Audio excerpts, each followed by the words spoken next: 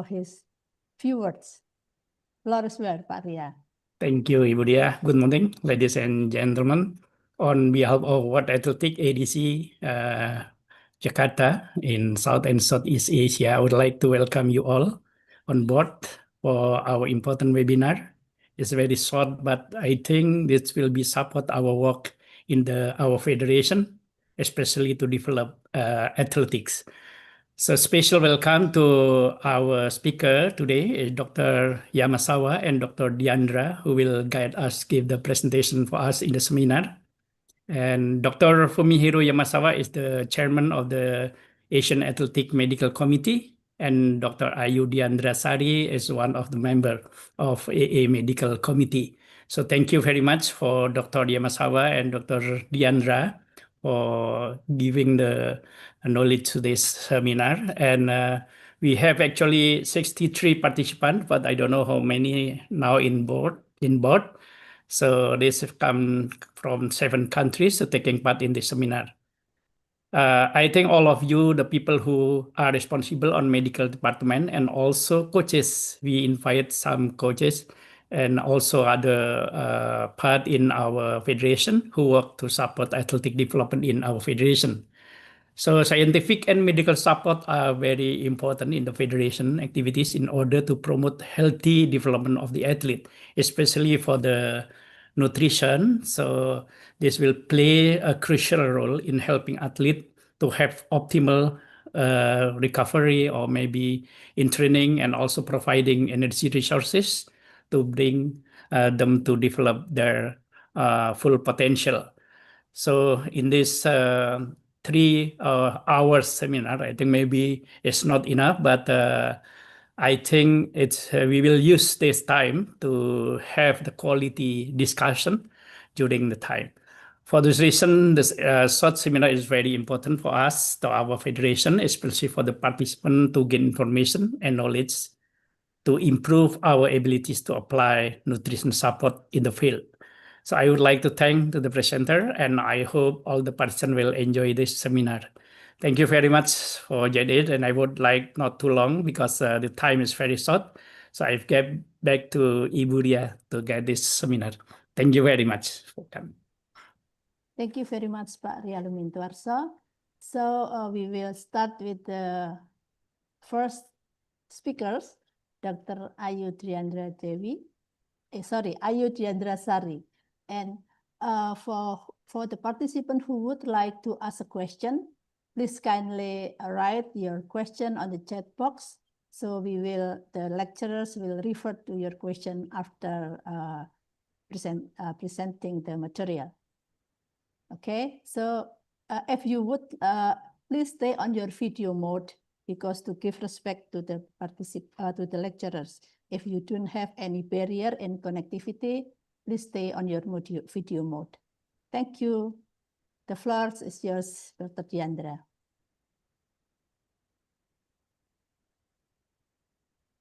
You are still on mute, Doctor. Can you hear my voice, Yes. Mrs. Ria? Yes. Can you see my slide? Now. Excuse me? It's clear now. Can you see my slide? Yes, small icon, yeah. Yeah, okay. Yes. Okay. Okay, can you see in a full slide? Exactly, yes. Okay. Yeah. Okay, let's start now. Can we start now, Ms. Ria? Yes, please, Doctor. Yes. Yeah, okay. Yeah. So, good morning, everyone, and welcome once again.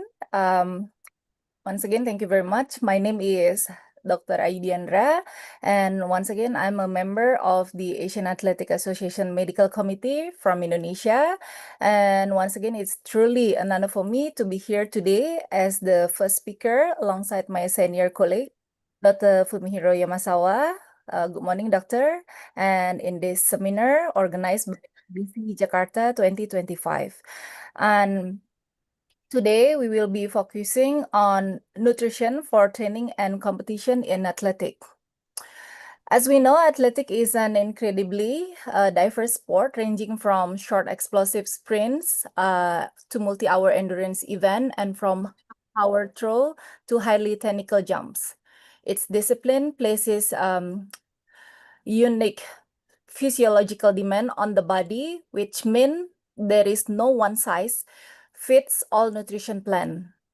Over the next hours, I wish I can make it shorter so we can discuss more. We will explore the science behind fueling this event, how to tailor strategies for different training and competition paces, and how to apply this knowledge in a practical, real-world context. By the end of this session, we should be able to connect an athlete's event demands directly to their nutritional needs and design strategies that maximize both performance and recovery. And nutrition, as what I said before, is one of the most controllable aspect actually of performance preparation. And in athletics, where results are decided by fraction of a second or a single jumps, as we know, small details matters. The right fueling strategy, optimize training, quality, accelerate recovery, support immune function, and reduce injury risk. But in contrast, poor fueling can limit performance, slow adaptation, and and also compromise health. And in this presentation, we will set objectives like understanding event-specific demands and also applying evidence-based nutrition plans and building long-term sustainable habit that helps athletes perform at their best. For athletic, it's not one sport. It is a collection of disciplines, from explosive 100-meter sprints to multi-hours marathons, from powerful throws to technical jumps. Each has its own physiological profile using different energy systems, muscle groups, and recovery needs. By looking at the distances, duration, and intensities of each event, we can begin to match nutrition strategies to the demands of the performance. Think of this as building a nutrition map for each discipline. We can group the events into sprint, middle distance, long distance, jumps, throws, and combined events. For example, sprinters require rapid energy release and explosive muscle contractions, so glycogen availability and neuromuscular recovery are critical. For middle distance runners, need both anaerobic power and aerobic efficiency. For long distance athletes, prioritize sustained fueling and glycogen sparing. For athlete who's doing jumpers and throwers, depend on strength and precision, so lean muscle mass, connective tissue health, and rapid recovery matter most. For combined event athletes, have the added challenge of performing across discipline over multiple days. So usually their nutrition needs to be versatile and very strategic. And energy requirement for their own athletes vary widely between events. Endurance athletes often burn thousands of calories per day, especially in heavy training blocks, and must replace that energy to avoid fatigue and low energy availability.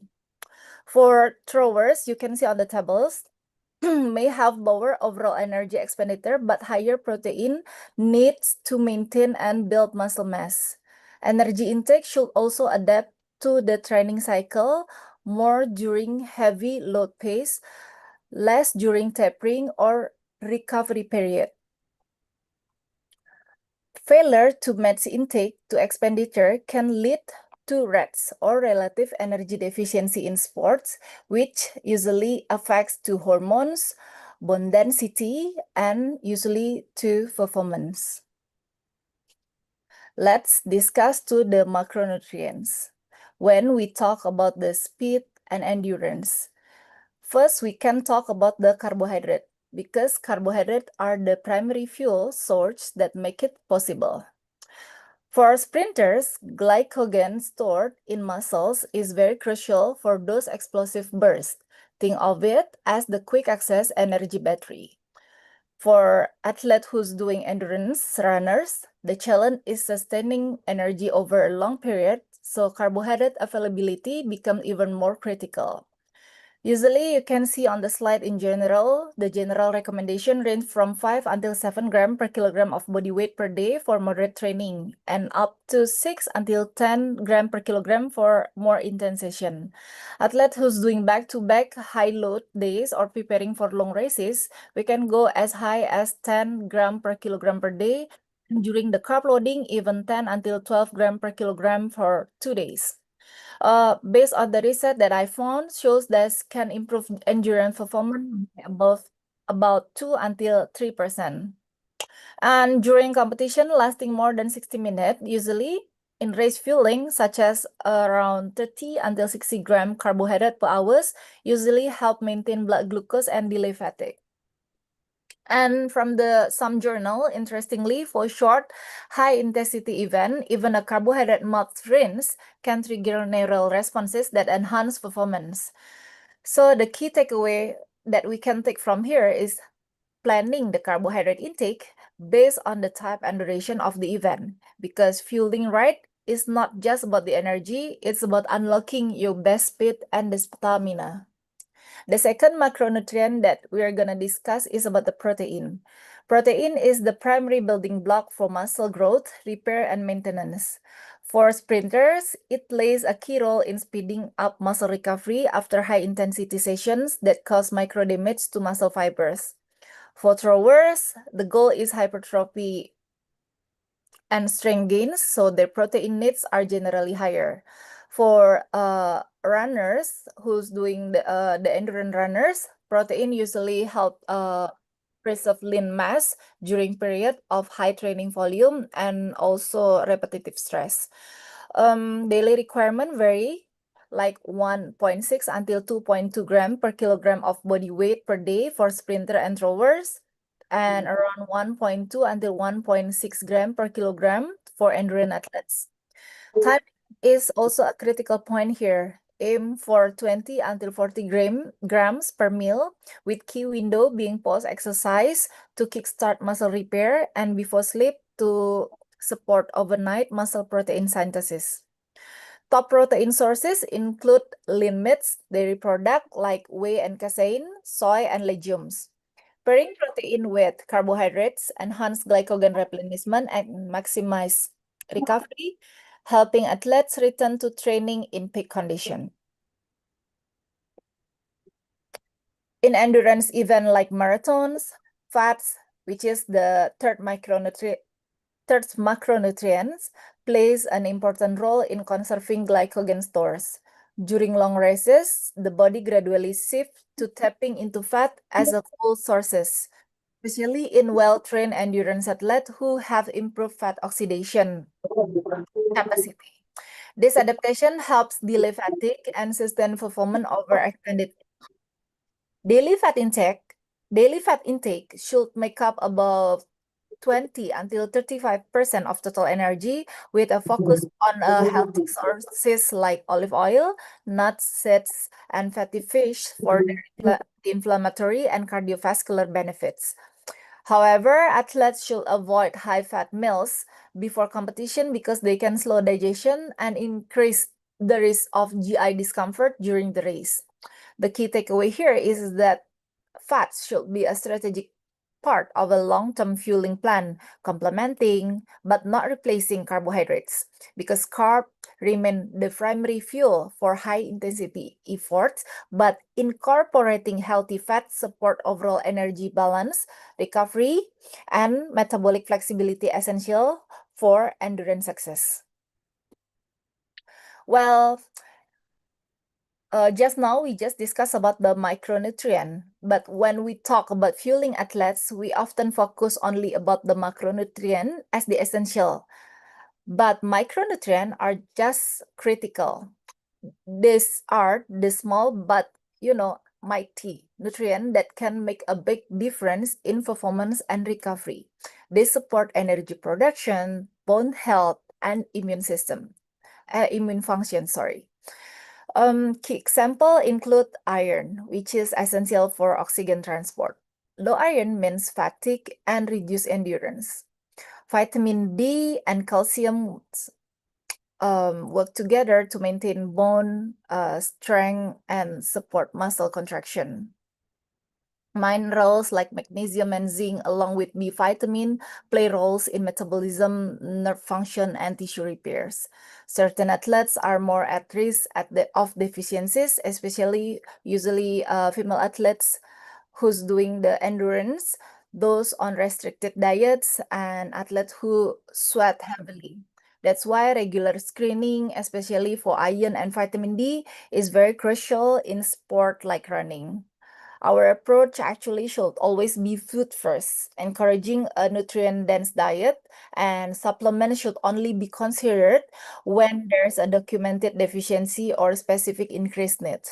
Ultimately, ensuring adequate micronutrient status is not about chasing every pill, it's about integrating smart, evidence-based nutrition into an athlete daily fueling strategy to optimize performance and long-term health.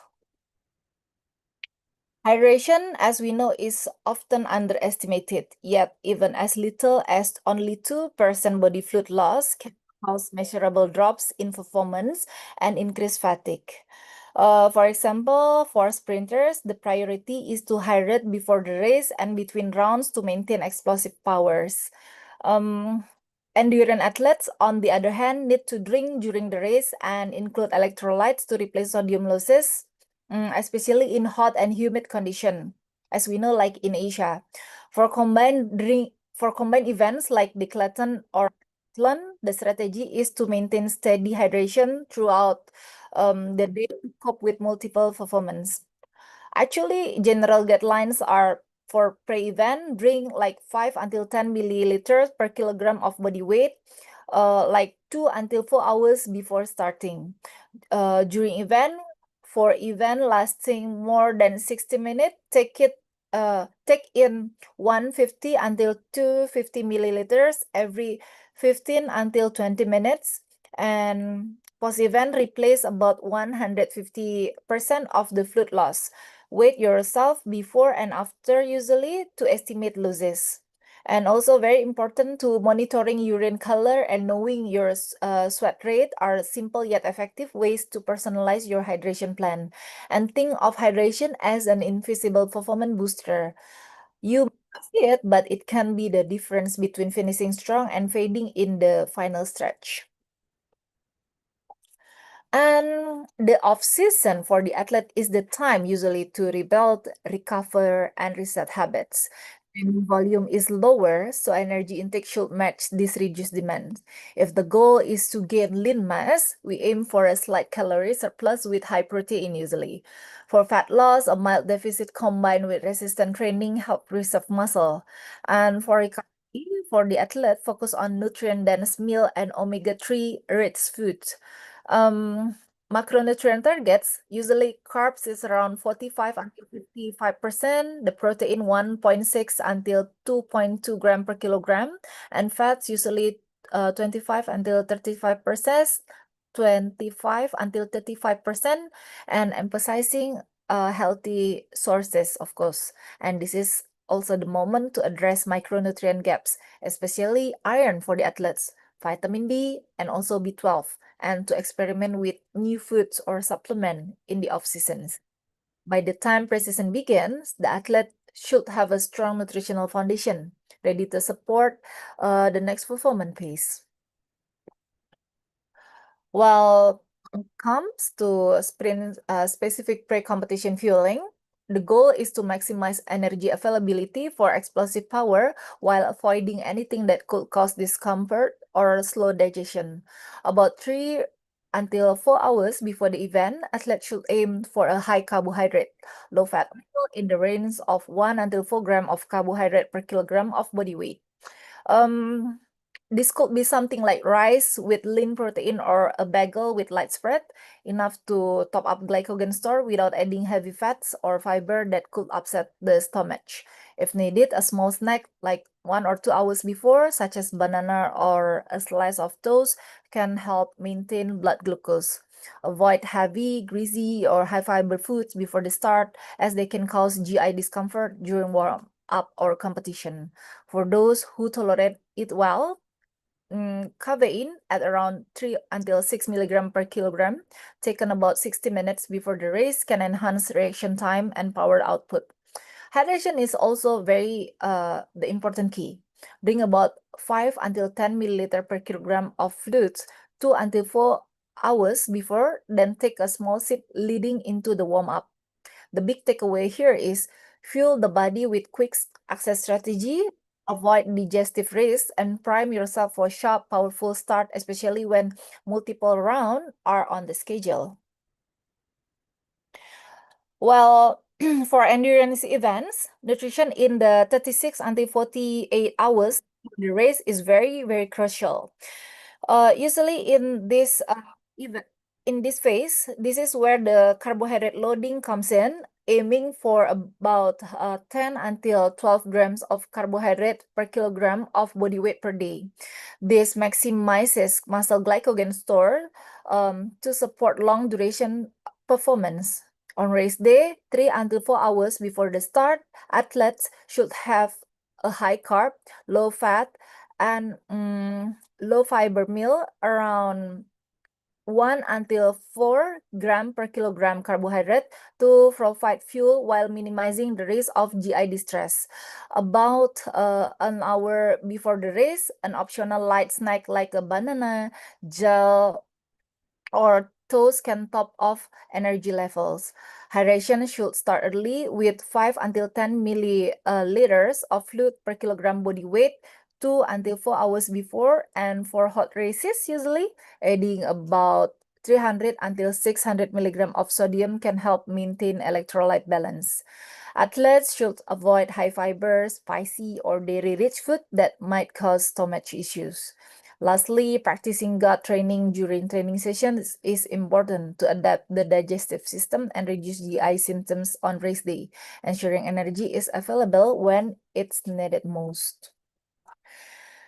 For multi-days event like the heptathlon or the key is sustaining both energy and hydration across all competitions. Start each day with a high carbohydrate, low fat, low fiber breakfast to top up glycogen stores without causing GI discomfort. Between events, small quick digesting carbohydrate snacks around 30 to 50 grams, such as energy bars, bananas, or sport drinks, help maintaining blood glucose. Hydration is equally important. Aim for 150 to 250 milliliters of fluid every 1 to 2 hours, adjusting for heat and sweat rate. After the day's competition, focus on recovery by consuming a meal with both carbohydrate and protein to replenish glycogen and support muscle repair. Overnight, continue rehydrating and consider a slow-release protein like casein to aid muscle recovery while sleep. The goal is to ensure that each day the athlete can perform at the peak without carrying fatigue or dehydration into the next round after that. And when it comes to the recovery, it's better to keep it simple with the 3 R's of recovery: refuel, repair, and rehydrate. First, refuel by replenishing glycogen with about 1 until 1.2 grams of carbohydrate per kilogram of body weight. Why? Because this is critical to restore the energy store that we've been used. And then second, repair with 20 until 40 grams of high quality protein to kickstart muscle recovery. And then adaptation. And the third one, rehydrate by replacing about 150% of the fluid that we've lost through sweat. And don't forget the electrolyte. Timing is key. So aim to get this within 30 until 60 minutes post-exercise when body is most receptive to nutrient uptake. Practical meal or snack ideas include a fruit and yogurt smoothie, rice with lean protein, or even chocolate milk for a quick carb protein combo. Also can consider to add antioxidant and omega-3 to help manage inflammation and speed recovery.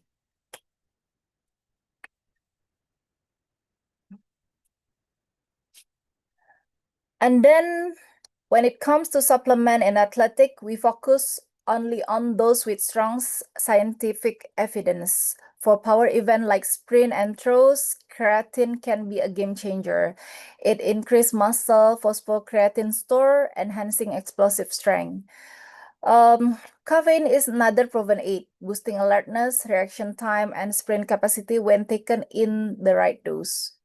While beta-alanine especially helpful for middle distance, even like the 400 until 800 meters by buffering muscle acidity and delaying fatigue.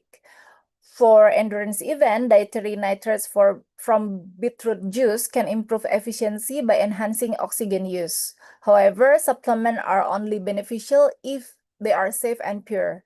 That's why actually from some journals recommend using only batch tested product such as those certified by InformSport to avoid contamination with banned substances. It's also important to address nutrient deficiency first. Iron and vitamin D, for example, have a direct impact on performance. Equally crucial is avoiding supplement with a little to no proven benefit like BCAA or glutamine for healthy athletes. Remember, supplement you have to check first, is it important? And you have to check the data, like you have to do the screening first that I said before. So when they need first, when the nutrition is enough, we don't need to give the supplement to the athlete. Only support, not replace. A solid diet is the primary.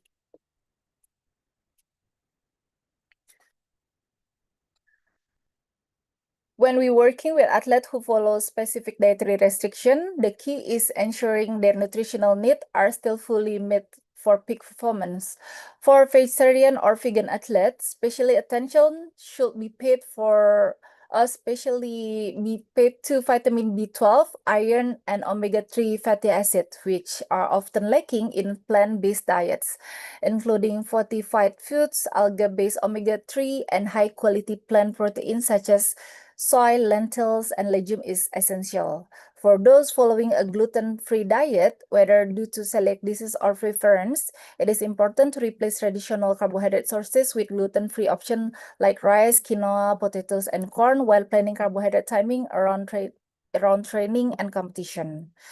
Well, for religion or cultural dietary patterns, for example, during Ramadan, meal timing and hydration strategies must be carefully adapted, focusing on nutrient-dense meal before and after fasting period to maintain energy and recovery.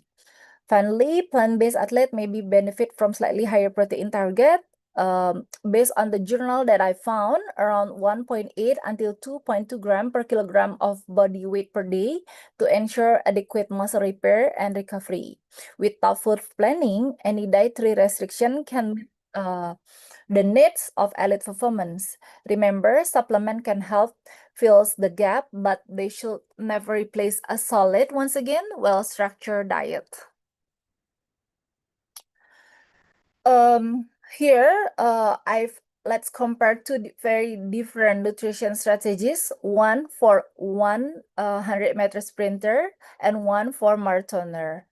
Our sprinter case is a 22-year-old male in a peak competitive season, training for power, speed, and lean muscle mass. His key nutrients are carbohydrate for quick energy, protein for repair, B vitamin for energy metabolism, and magnesium for muscle function. 3 to 4 hours before racing, he'll take in a low-fat, carbohydrate-rich meal with optional caffeine about an hour before performance boost. Post-race recovery, start right away with 1.2 grams of carb per kilogram of body weight plus 20 until 30 grams of protein within an hour.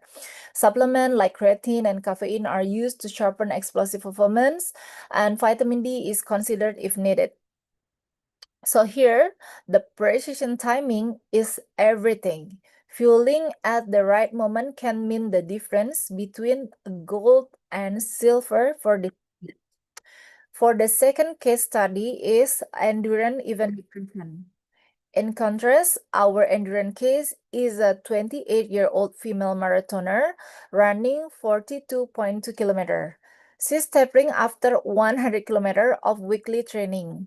Her strategy starts 48 hours before race day with carb loading. 10 until 12 grams per kilogram per day to fill glycogen stores. On race morning, she'll take 2 until 3 grams per kilogram of carbs with fluids plus optional caffeine. And during the race, she aimed for 30 until 90 grams of carb per hour from gels or drink, and 150 until 250 milliliter fluid every 15 until 20 minutes, and 300 until 600 milligrams sodiums per hour to replace electrolytes. And post-race, she follows the same carb plus protein windows for recovery. Crucially, she must gut train weeks before to tolerate this fueling without GI issues. The big takeaway here is like from two cases, sprint nutrition is like a light switch, quick on, quick off, while endurance fueling is a slow burn that has to last for hours. Two athletes, two blueprints, but the same goal, peak performance when it counts. Well, let's look at the shot put case, a power-focused field event that demands explosive strength, lean mass maintenance, and rapid recovery. So our athlete here is a 25-year-old male weighing 110 kg, currently in season, training 5 days a week, 3 strength sessions, and 2 technical sessions. His nutrition goals are crystal clear, build and maintain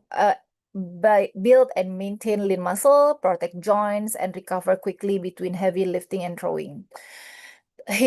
Protein intake is set high here at 1.8 until 2.2 grams per kilogram per day to support muscle repair and growth. The carbohydrate range here from 4 until 6 grams per kilogram per day, not just for the energy, but to fuel repeated lifting sets and technical work. Micronutrients like vitamin D and magnesium support bone and muscle health. Omega-3s help control inflammation, and creatine is used to maximize explosive strength. Collagen plus vitamin C is added for tendon and joint care. Balanced meals are timed strategically, one pre-lift to power the session and one post-lift to accelerate recovery. But the nutrition plan does not exist in a vacuum. It drifts through collaboration. Coaches adjust workloads, nutritionists fine-tune fueling and recovery. Medical or physiotherapy staff monitor health risks and injuries. Regular check-in track intake, body weight, and fatigue levels, while shared tools like recovery logs and travel plans and keep everyone aligned. Well, the key takeaway here is a shot putter's fuel plan is not just about grams of proteins or carbs or the macronutrients. It's about synchronized team effort where every role fit into performance. And in elite sports, the throw may last just seconds, but it's the weeks, the months, and the long duration and the team behind the scenes that make those seconds count. Well, I'm gonna make some panel discussion scenarios here and some example that I would like to discuss and share to all to you here. And for the first scenarios about the case, the underfueling sprinter. Well, the first scenario, we have a young sprinter who's under eating athlete to stay lean, but now she's paying the price. Fatigue, amenorrhea for 4 months, and poor recovery between training session. Well, the first priority is a true assessment of her energy availability. We'd compare her caloric intake to her actual energy expenditure from both training and daily activities. This will confirm the energy gap and guide the plan to close it. From there, collaboration with her coach is essential. We may need to temporarily reduce her training load so her body can recover and adapt. But equally important is the psychological side, like reframing her perception from lean as the goal to strong and healthy as the real performance driver. A sprinter with power, muscle mass, and good hormonal health will always perform better in the long run. And from the nutritionally, we increase energy intake gradually, focusing on high quality carbohydrate for training fuel, protein for muscle repair, and healthy fats for hormone production. Micronutrient like iron, vitamin D, and calcium also need attention, as deficiencies can worsen fatigue and bone health risk. And by restoring her energy balance and supporting her health, we're not just helping her feel better, we're building the foundation for her to run faster, recover quicker, and sustain for her career in future. Well, and then let's move to the scenario 2. I have in this scenario, we have an elite 10K runner whose experiences GI distress during every competition, yet in training, she tolerates meal without issue. This suggests that race day factors such as timing, food choice, or even psychological stress may be playing a role. Well, the first step is to review her pre-race meal timing and composition. For some athletes, following a low food map approach, reducing fermentable carbohydrate that can cause bloating can help. This means avoiding foods like onions, garlic, beans, and certain fruits in the 24 hours before race. Gut training is another important strategy. Just as we train muscles, we can train the gut to handle fluids and carbohydrates during running. This involves practicing race day nutrition during high intensity session, so the digestive systems adapts. Reducing fiber intake around in the 20 until 48 hours before competition can minimize tool bulk and urgency in the athletes. We also need a fluid strategy that balances hydration without overloading the stomach. Small, regular sips rather than large volume at once. And finally, we should consider the psychological element. Pre-race anxiety can amplify GI symptoms through the gut-brain axis. Techniques like breathing exercise, mental rehearsal, or mindfulness may help reduce this response. By combining this adjustment, meal timing, choice, gut training, fiber and food management, and addressing anxiety, we can significantly reducing GI distress and allow the athlete to focus on the performance. Well, for the scenario 3, we have a vegan shot putter who's been diagnosed with low ferritin, a sign of depleted iron stores, and is experiencing frequent muscle soreness and fatigue. As we know, one of the micronutrient iron is a critical for oxygen transport, muscle function, and energy metabolism. In plant-based diet, the challenge is that iron is present as non-heme iron, which has lower bioavailability compared to heme iron from animal sources. That means the athlete need both higher total intake and strategies to optimize absorption. First, we will focus on enhancing iron absorption. This means pairing iron-rich plant foods such as lentils, chickpeas, tofu, quinoa, pumpkin seeds, and legumes with vitamin C-rich food like citrus, berries, or bell peppers at the same time with limit inhibitor of absorption such as like caffeine sources like tea, coffee, and calcium supplements around iron-rich meals. Given the low ferritin and ongoing fatigue, an iron supplement is likely warranted. This should be taken under medical supervision, ideally on an empty stomach with vitamin C and monitored for tolerance. We would plan for a retest in 8 until 12 weeks to assess progress and adjust dosage. For long term, we'd ensure the athlete's vegan diet meets not only iron need but also other critical nutrients for power athlete, including vitamin B12, omega-3 fatty acid, and sufficient protein from a variety of plant sources. By addressing both the acute low ferritin and the underlying dietary strategies, we can restore energy, strength, and training the capacity. Well, for the scenario 4, I also have caffeine overuse in a jump athlete. In this case, involve a long jumper who use energy drink daily and experiences jitteriness during competition along with poor sleep. This very often, while caffeine can be a powerful performance enhancer, improving reaction time, alertness, and even jump power, too much too often works against the athlete.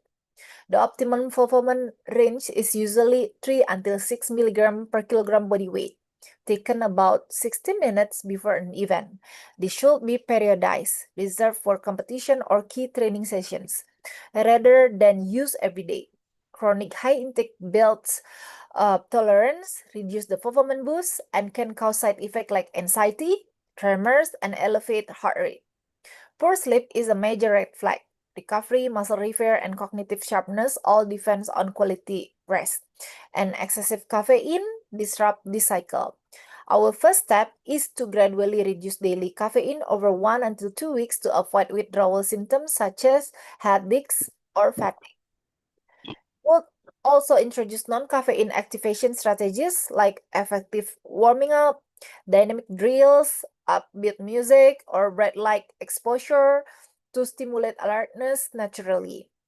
Once daily use is reduced, caffeine can be reintroduced strategically before key performances to regain its fully benefit without compromising sleep, recovery, or focus. And we have a middle distance runner observing Ramadan who must rest during fasting hours in an international event. The challenge here is balancing cultural and religious commitments with the demands of competition. The sahur meal, the pre-dawn meal, becomes critical. It should be rich in complex carbohydrate for sustained energy, moderate in protein for muscle maintain, and include healthy fats for satiety. Foods with a low glycemic index like oats, whole grain, and nuts can help maintain steady energy release. Adding fruits and vegetables provide hydration and essential micronutrients. Since there's no fluid intake during fasting hours, hydration strategy before sunset are essentials. This means rehydrating gradually between iftar and sahur, including electrolyte-rich fluid to replace sodium and potassium losses. Avoiding overly salty or caffeinated drink is key to preventing excess water loss. Training should be shifted to the evening, ideally after iftar when the athlete can eat and drink. This allows for high-quality session without the added stress of dehydration. Lighter technique-based work can be done earlier the day if needed. Finally, we must approach this with cultural respect and health prioritization. Working with the athlete to adapt plans that honor the religious practice while minimizing performance compromise. This involves close communication with coaches, medical staff, and the athletes to find the right balance, of course, about this kind of special condition. Well, this is very, very important. Our declared travel disruption before declared. Our declared has traveled across 7 time zones and now faces jet lag, low appetite, and dehydration, with only 36 hours until competition. In multi-event sport like the decathlon, recovery and readiness before day 1 are critical, so the approach must be immediate and targeted. First, travel nutrition preparation should ideally begin before departure. Packing a snack kit with familiar, easy to digest food, hydration tablets, and electrolyte-rich drinks. This reduces reliance on unfamiliar or low-quality airport and airline meals because we never know where the competition will be held. And then once on site, we focus on circadian alignment strategies, getting exposure to natural light at the right times, adjusting sleep and meal times to local hours as quickly as possible, and avoiding excessive caffeine that can further disrupt sleeps. Jet lag often impacts gut function, leading to irregular digestion or reduced appetite. To address this, we prioritize small, frequent meal rich in carbohydrate for glycogen replenishment, moderate protein for repair, and adequate hydration with added electrolytes. Hydration should be aggressive but steady to restore fluid balance without overloading to the stomach. And finally, we implement an emergency recovery protocol before day 1. This might include an early bedtime, aligned to local time, a carbohydrate-rich dinner, light mobility work to reduce stiffness, and mental rehearsal to boost readiness. And the goal here is to stabilize hydration and then to full stores and sleep for the athletes so they can sleep as much as possible so they can start competition in the best condition and given the circumstances. Well, our high jumper has gained 5 kgs during the off-season and is now struggling in early pre-season conditioning. While some weight fluctuation is normal, significant off-season gain can affect jump mechanics, speed, and overall power to weight ratio. The solution starts with off-season education and structure. Athletes need guidance on maintaining an appropriate training load and balanced nutrition even when competition is months away. This does not mean staying in peak competition shape year-round, but it does mean avoiding extreme. When racing the weight gain, the goal is smart body recomposition, not crash dieting. Rapid calorie restriction can lead to muscle loss, increased injury risk, and reduced training quality. Instead, we focus on gradual fat reduction while preserving lean mass, combining with a mild caloric deficit with high protein intake and continuous strength training.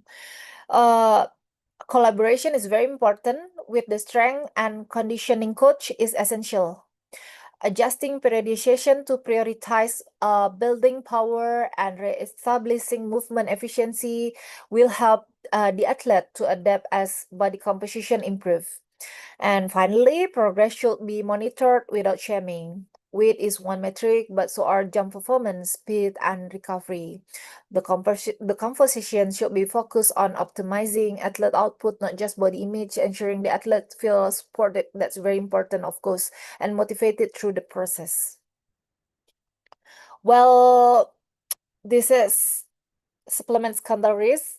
Very sensitive. A junior athlete has been given an unlabeled fat burner by a friend and is asking for advice the night before the race. This is a high-risk situation that highlights the need for doping education and understanding of strict liability, meaning the athlete is fully responsible for any substance found in their system, intentional or not. Unlabeled or black market products often contain banned substances, either undisclosed or present through contamination.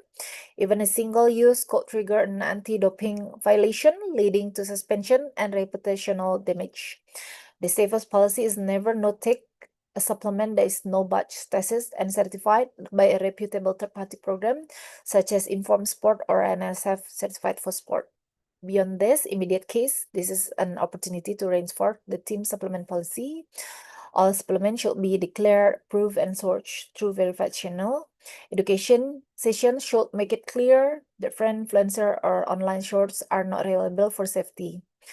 Finally, we must focus on building a long-term safety culture, where athletes understand that quick fixes carry huge risks and that performance gains should come from well-planned training, nutrition, and recovery. Protecting health, career, and integrity is always more important than short-term performance boost. Well, the slide focuses actually on the importance of aligning nutrition strategies with the athlete's training phase. When training volume or intensity increases, energy intake must adjust accordingly to prevent energy deficit and to support adaptation. Carbohydrate remain the primary fuel for high intensity work, so intake should be periodized. Higher on heavy training days and slight reduce on lighter days. Protein should be consistent at around 1.6 until 2.2 grams per kilogram per day to support muscle repair and adaptation. Healthy fats are essential for hormone production and recovery, but should be balanced to avoid displacing carbs in the diet. Hydration strategies also need to be tailored, not just during training, but throughout the day to maintain optimal performance. By matching nutrition closely to the demands of training, athletes can maximize gains, speed recovery, and reduce the risk of illness on overtraining.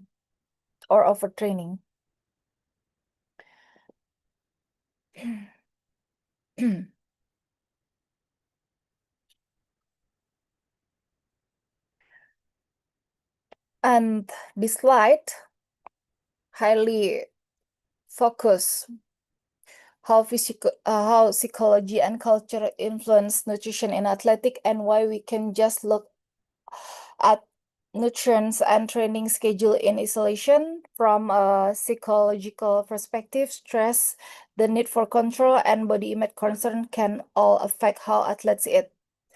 High stress may lead to underfueling or emotional eating, while strict control over food can create unhealthy restriction. An athlete perception of their body can also influence meal choice in ways may harm performance.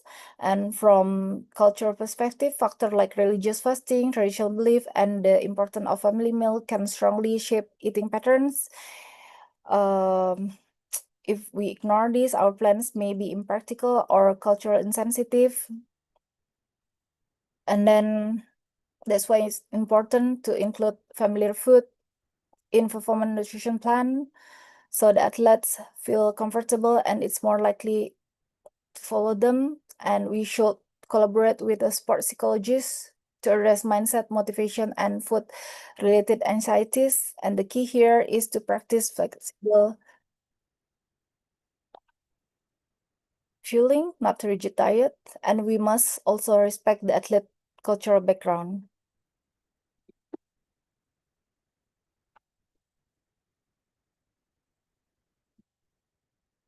Well, here I also have some of the. Do I still have time, Mrs. Ria?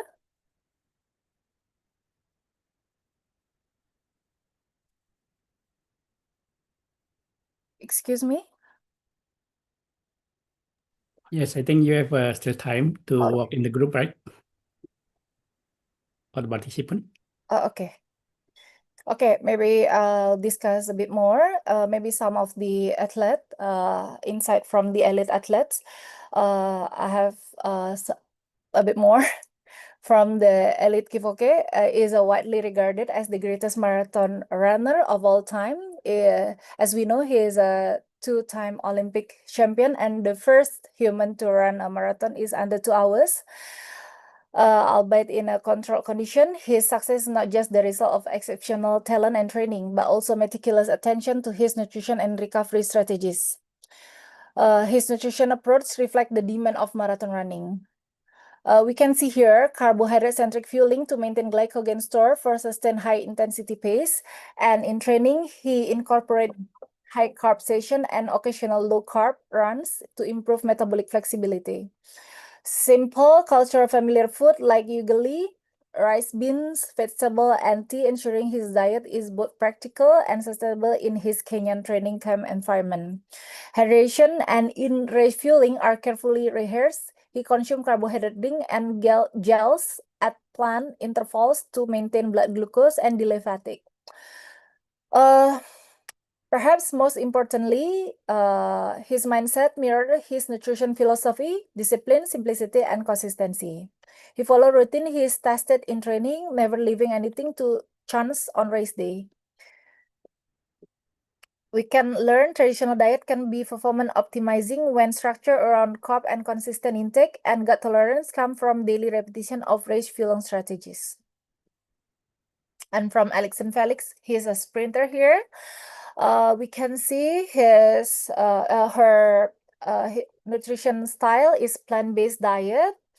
Her protein source is come from lentils, tofu, nut, seed, and vegan protein powders. This is such a great example that sprint performance can be maintained even at the elite level without animal products, as long as protein quality, quantity, and timing as well managed.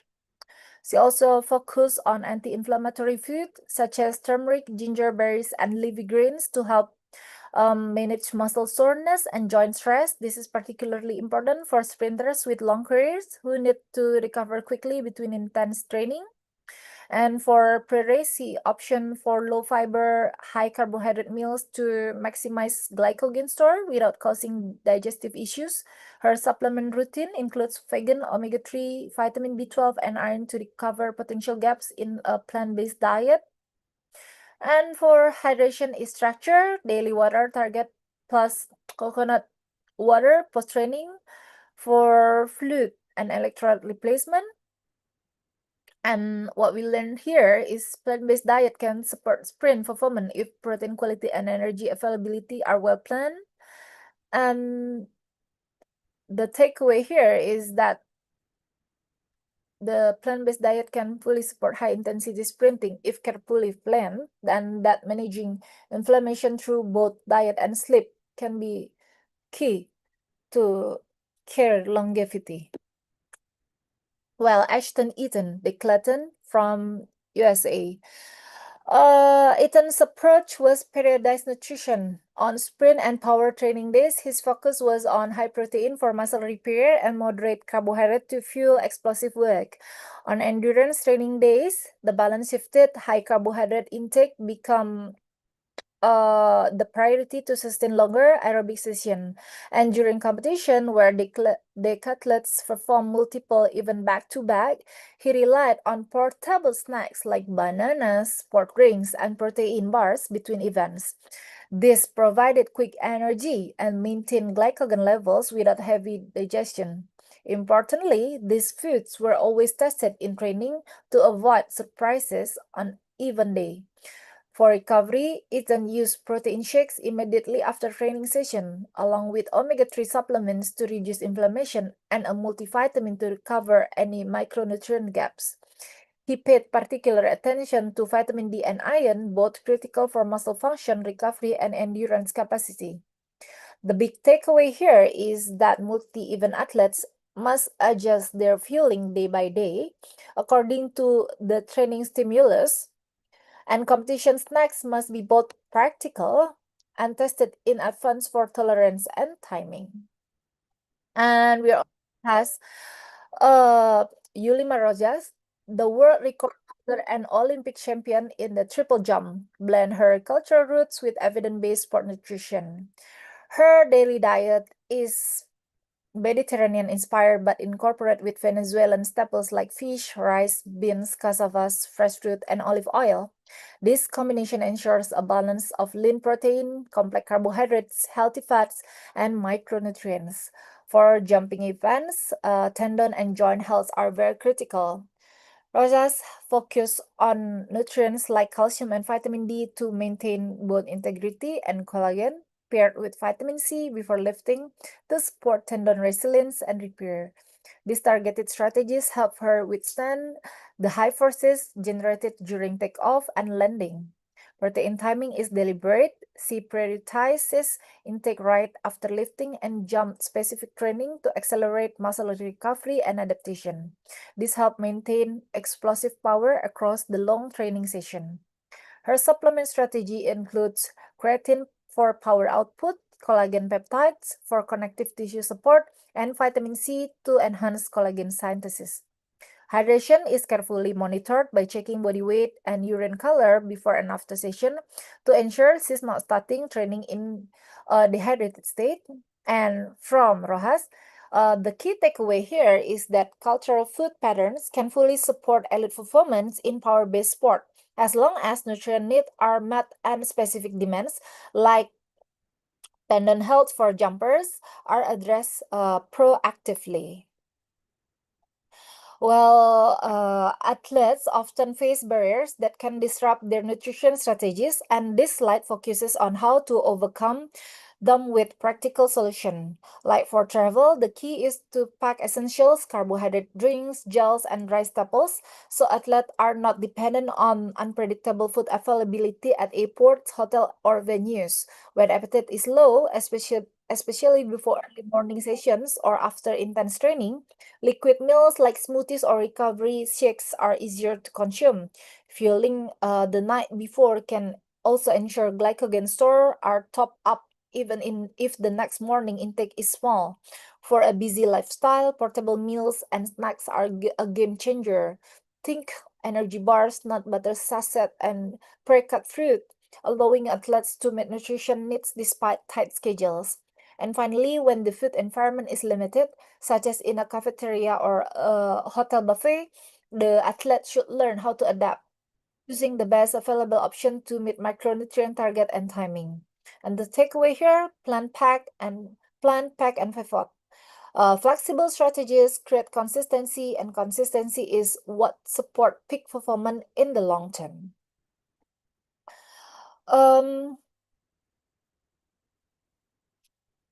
Long term, nutrition success in athlete does not rely on willpower alone. It required a support network. Coaches, parents, teammates, and support staff all play a role in reinforcing good habit and providing encouragement during challenging time. The approach should be to teach, not preach, and empowering athletes with knowledge so they can make informed choices rather than simply following orders. This builds autonomy and long-term consistency. It is important to celebrate small wins along the way, whether it is hitting hydration target for week, trying a new recovery snacks, or mastering pre-competition fueling. Flexibility is also a key. Rigid rules can lead to burnout. Building a network that sustains nutrition habits. Education can be delivered in engaging ways, from short team talks and social media content to interactive cooking demos, making it practical, relatable, and easy to apply. When an athlete is surrounded by a sportive system, good nutrition habits stop being rules and start becoming a natural part of their lifestyle. That's why truly sustained performance over the years. And then sport nutrition is evolving rapidly, and the future of fueling athletic is becoming more personalized, precise, and practical. We are now seeing periodized nutrition plan that changing day to day based on training load, ensuring energy and nutrient intake match the demand of each session, from heavy strength work to light recovery days. And another major advancement is the use of red screening tools for early detection of relative energy deficiency in sport. This allows us to spot risks before they impact health or performance. And in endurance sports, continuous glucose monitoring, or CGM, is becoming more common, providing real-time data on blood sugar trends so athletes can fine-tune fueling during training and races. And we also paying more attention to the microbiome, understanding how gut health impacts recovery, immunity, and even mood, and adjusting diet to support it. And finally, technology and AI-powered tools now help in database meal timing and composition, turning complex science into actionable daily routine. And our key takeaway is very clear. The next era of athletic fueling is very smarter, more tailored, and grounded in both science and technology. Let's wrap up with the key takeaways. First, nutrition must always be event specific. The needs of a marathoner are vastly different from those of a sprinter or a thrower. And alongside that, personalizing hydration can give athletes a real performance edge, especially in extreme heat or long duration event. And we cannot ignore the human factor here, like culture, psychology, travel schedules, access to certain foods, and personal preference all shapes how realistic and sustainable a nutrition plan is. That's why involving coaches, parents, and teammates in the support system can make the difference between a plan that's theoretical and one that's lived every day. And very important for us to remember, no plan is fake. Adaptability and compliance are more important than perfection. Long-term success comes from sustainable habits, not rigid all or nothing diets. And finally, always stay evidence-based. Very, very important. When we combine solid science with true personalization, we get the formula for optimal performance. This final action-oriented slide ties together everything we've discussed previously. For athletes, it starts with self-awareness. Reflect on your event-specific needs because nutrition for a sprinter will differ greatly from that of a marathoner. Then take an honest look at your daily habit around nutrition and hydration. Are they supporting your training? Finally, choose one realistic, actionable goal for the week. It could be as simple as consistently having a recovery meal within 30 minutes post-training or meeting hydration target every day. And for coaches and support staff, your role is about shaping the environment. Create a culture where fueling is seen as essential, not as something to restrict. Facilitate open conversation about topics like reps, hydration, and recovery strategies, and make sure athletes feel safe to ask questions. And for institution and teams, investment in nutrition is an investment in freedom. That means funding nutrition education, hiring qualified professional, and fostering collaboration between nutritionists, psychologists, strength coaches, and physicians. Also think about practical support, whether that's travel meal planning, budget-friendly fueling strategies, or ensuring dietary diversity for athletes from different backgrounds. That the message is very, very clear. When all three levels, athletes, coaches, and institution work, collaborate, and together, performance and health both thrive. So that's all that I can share to you and discuss for today. So if you have any question or you want to discuss, please share on the floor or on the chat column. Thank you very much.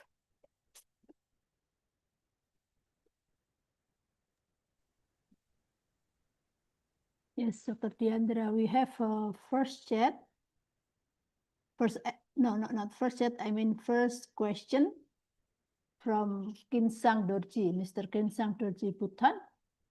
The question is, any advice for the vegetarian athletes?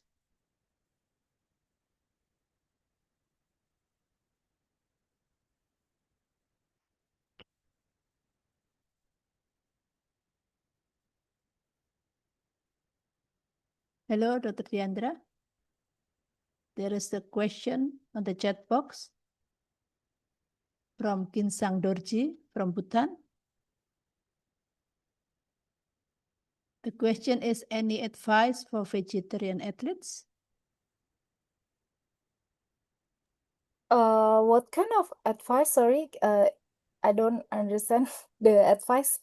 For vegetarian athletes. Yeah, what kind of advice? Can you make it more specific? Okay. Yeah. Mr. Kinsang Dorji, please explain your question. Yeah, I mean like more specific. What kind of Kinsang? if you can.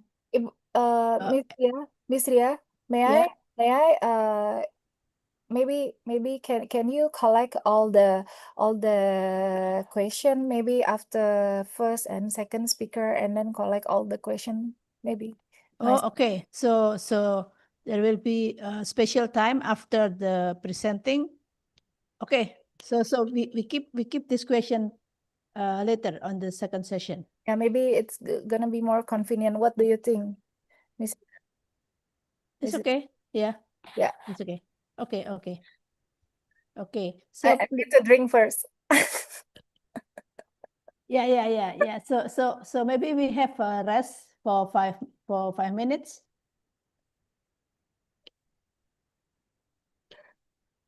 Yeah, Dr. Diandra, we have a rest for 5 minutes. Hello. Thank you. Okay, now we have rest for 5 minutes and we'll be back to the class at 11:16. Thank you. And while you are also write your question on the chat box. So we will refer the question after the session, after the second speaker. Okay, please this time for coffee, tea, Thank you. or maybe light lunch. Yeah. So,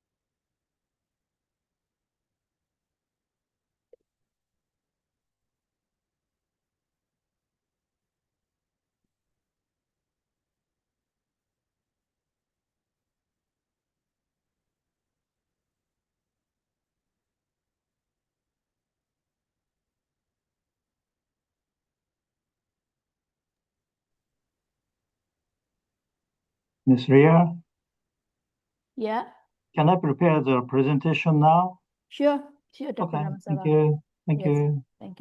Thank you. So I use that PowerPoint. Yeah. Yes, it's visible.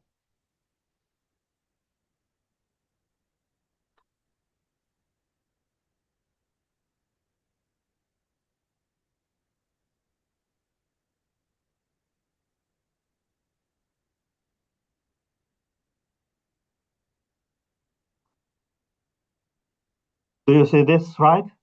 Yes, we can see it. Okay, thank It's very you. clear. Then my presentation will start in 13:15, right? Yes, Okay. 11:16. Thank you. Welcome, Dr. Ramasamah.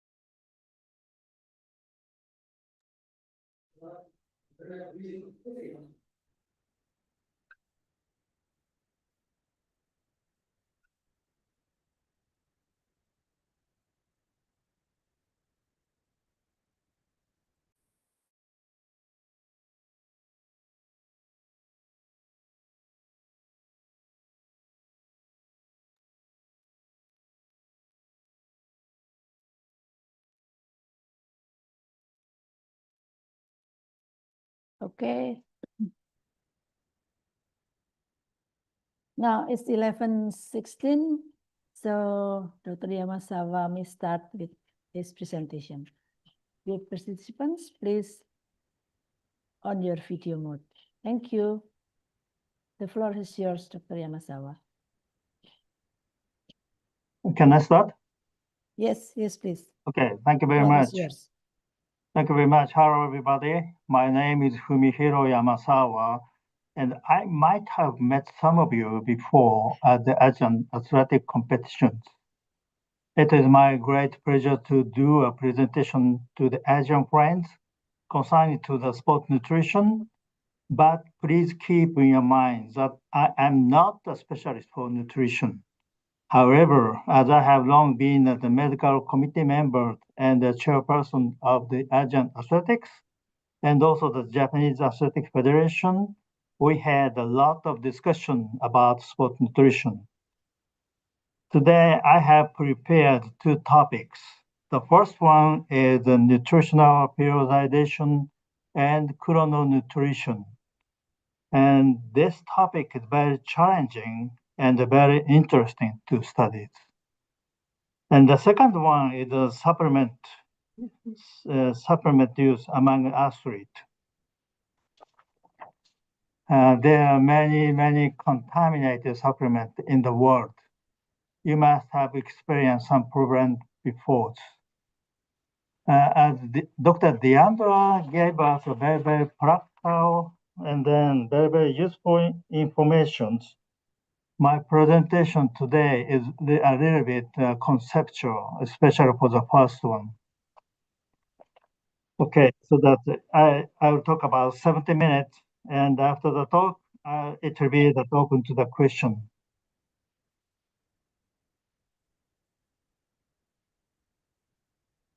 Conflict of interest disclosure. I don't have any conflict to disclose concerning to the presentation. The first topic, the concept of nutritional periodization and chrononutrition. As you know that it is said, you are what you eat. This is very important things for that the eating is very important to go and to do training. It is, you must know about it. So this is a very basic question to you. What is nutrition? So from some dictionaries, I wrote something about the nutrition. The first one is nutrition refers to the phenomenon by which living organisms take in substances from outside their bodies and utilize them to constitute their bodies, maintain them, and carry out life activities. The second one is nutrition is the biochemical and the physiological process by which an organism uses food and water to support its life. The intake of these substances provides organisms with nutrients which can be metabolized to create energy and chemical substances, chemical structures. So the first one is a kind of aspect of eating behaviors, and the second one is a biochemical aspect. But these things think the same thing. Use a food and make a nutrient and metabolize to ATPs. This is the nutrition. So what are nutrients? What are nutrients? That are substances that provide energy and physical component to the organism, allowing it to survive, grow, and reproduce. Approximately 30 elements are found in organic matter. with nitrogen, carbon, and phosphorus being the most important. Among certain nutrients, there are 5 major nutrients. They are very, very important. And the 5 major nutrients is very, very essential for our health. That are the carbohydrate. Carbohydrate provide energy for the body. Proteins, essential for growth and repair of tissues. Fat, this is lipid, important for energy storage and cell function. Vitamins support various body functions and processes. Minerals, necessary for bone health, fluid balance, and other functions. What do the 5 major nutrients work? The 5 nutrients play crucial roles in maintaining overall health and well-being. The 5 major nutrients play distinct roles. If these nutrients are deficient or imbalanced, various health issues may arise. For example, a lack of protein reduces muscle synthesis and lowers metabolisms. Deficiencies in vitamins and minerals can weaken the immune system, making one more susceptible to illness. Consciously incorporating these elements into meals can achieve a better nutritional balance and build a foundation for healthy lifestyle. So maintaining a balanced diet is extremely important for our health. Using these nutrients, we can grow, work, and do sporting activities. Training is very important for performance enhancement and injury prevention. There are many kinds of training methods, and you do them using mixture of trainings. For the method of continuous training, for track training, circuit training, interval training, flexibility, mobility training, weight training, plyometric training, speed, agility, and quickness training. So you can use this training together to the athlete. So using this training, but what is your key goals of training? This is very, very important. The key goal of training is to enhance the various metabolic pathways to improve the capacity and the rate of adenosine triphosphate, ATP production, and to reduce or delay the onset of factors that may make these pathways limiting for competition performance. So they are the key goals of training, so that you should not forget them. The principle of key goals includes, number 1, increasing the size of storage and availability of endogenous fuels. 2, enhancing the body's ability to make use of endogenous fuels consumed just prior to and during exercise. 3, improving the delivery of nutrients and oxygen to the working muscles. 4, reducing the accumulation of byproducts. And 5, improving the efficiency of these pathways to produce ATP across a range of absolute and relative exercise intensities. So we should know that there should be a good combination of cardiopulmonary, circulatory, and peripheral tissues. So maybe this diagram very famous by the Wasserman. There's a combination of ventilation, circulation, and muscle to tissue.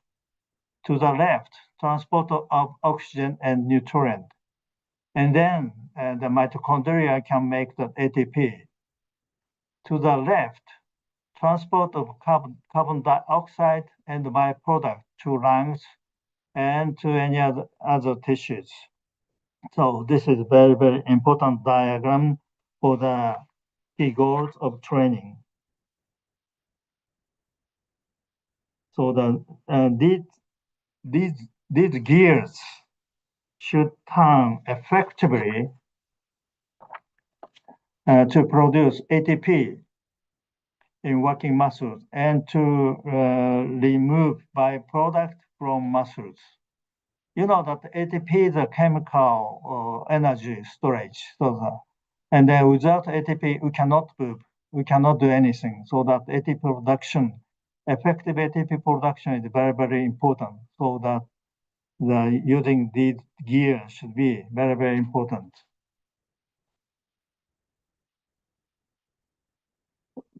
I'd like to show you that training periodization. This is a kind of classical periodization model. And the year starts April to March. August, we usually have the major events such as Olympics and the World Championships. Next month in Tokyo, we are going to host the World Championship, as you know. So that in the midsummer, we have a major event. So there's a major phase of annual plan for the training periodization is first preparatory phase, the pre-competition phase, competition phase, and transition phase. So we do completed different training. The training periodization also is divided into the long time, medium time, and short time. The sport and the event-specific sequencing of various training unit and session below is a routine approach to training periodization. The macro cycle, this is the duration is months. Mesocycle duration is weeks, and microcycle days and within day duration. Macro, meso, micro. Now, of course, you should know about this. There are three types of cycle used for periodization. The cycle is an essential part of planning process used in developing periodization strategies. One, macro cycle. The high-level cycle used to plan out periodization over longer lengths of the time, such as several months or annually. Two, mesocycle. Intermediate lengths of time that take the macro cycle and break it down into more specific phase over several weeks or months. Three, microcycle, the most granular and focuses on the acute training difference in daily or weekly segments.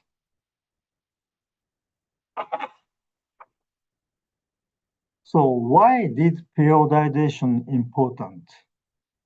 So as you are the specialist, so you should know about that, but I'd like to stress that each page builds upon the last as one.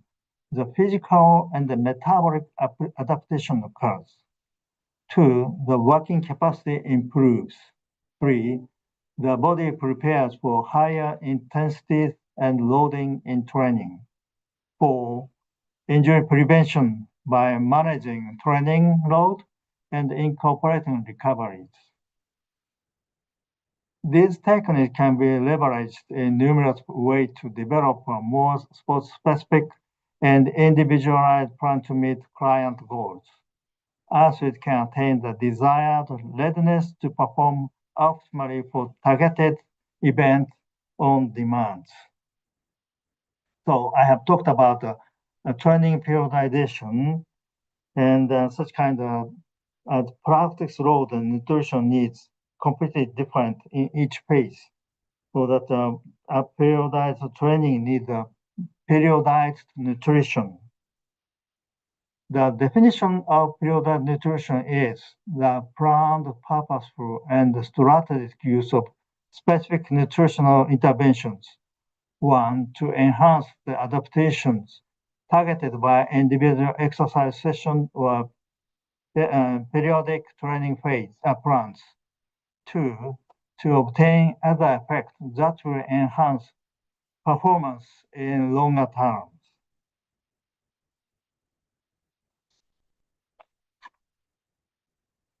A methodological framework required for successful nutrition periodization is including example of macro, meso, and microcycle nutrition periodization intervention for carbohydrate, protein, iron, creatinine, as Dr. Deandra cited. They are very, very important for the idea for the nutritional periodizations. And recently, that we should know about the biological rhythm. Somebody asked Dr. Deandra about the circadian rhythm. This is actually the thing that maybe the answers. The biological rhythm, there's a biological clock, body clock. This clock regulates various physiological functions and create certain cycles, biological rhythms within the body. For example, body temperature, blood pressure, digestion, absorption, metabolism, and the endocrine function different. They have the different body clock, and then they have the different biological rhythms. And then that biological clock, you know, that this is very, very new thing, but very important and very famous. And this was a topic for the 2017 Nobel Prize in Physiology or Medicine. The Nobel Prize winners discovered molecular mechanisms that control circadian rhythms. The biological clock is greatly involved in our health, including sleep disorders and obesity. Diet and meals play an important role in regulating the biological rhythm clock.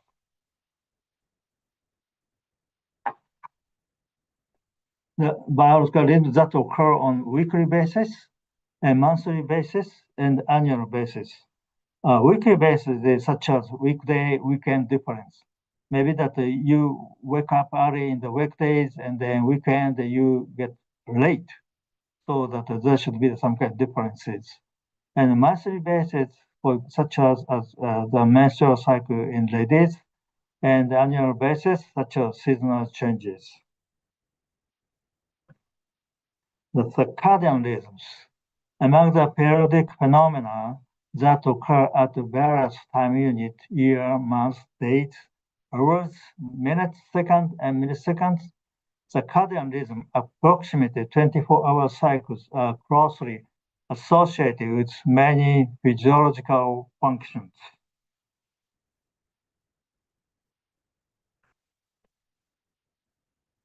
Circadian rhythm, the body temperature, blood pressure, and heart rate increase during the daytime activity period and decrease at night. The melatonin, known as the sleep hormone, lowers body temperatures at night and regulates the sleep-wake cycle. Growth hormone increases during sleep, and the cortisol increases upon waking, which are representative circadian rhythms. The biological clock, body clock, and the biological rhythm. This is very interesting. The biological clock is a system just adjusts the time axis within the body. Inside our body, there is a mechanism that marks the rhythm of time, and it adjusts on a daily basis. The biological clock is made up of numerous clock genes named clock. It was found that the biological clock functions not only in the brain, but in all peripheral organs as well. The brain as a main parent clock located in a part called the suprachiasmatic nucleus, and at the same time, peripheral tissues such as internal organ and blood, each have independently operating sub-child clocks. If the main clock is considered the world standard time, the countless local time sub-clock exists throughout the body.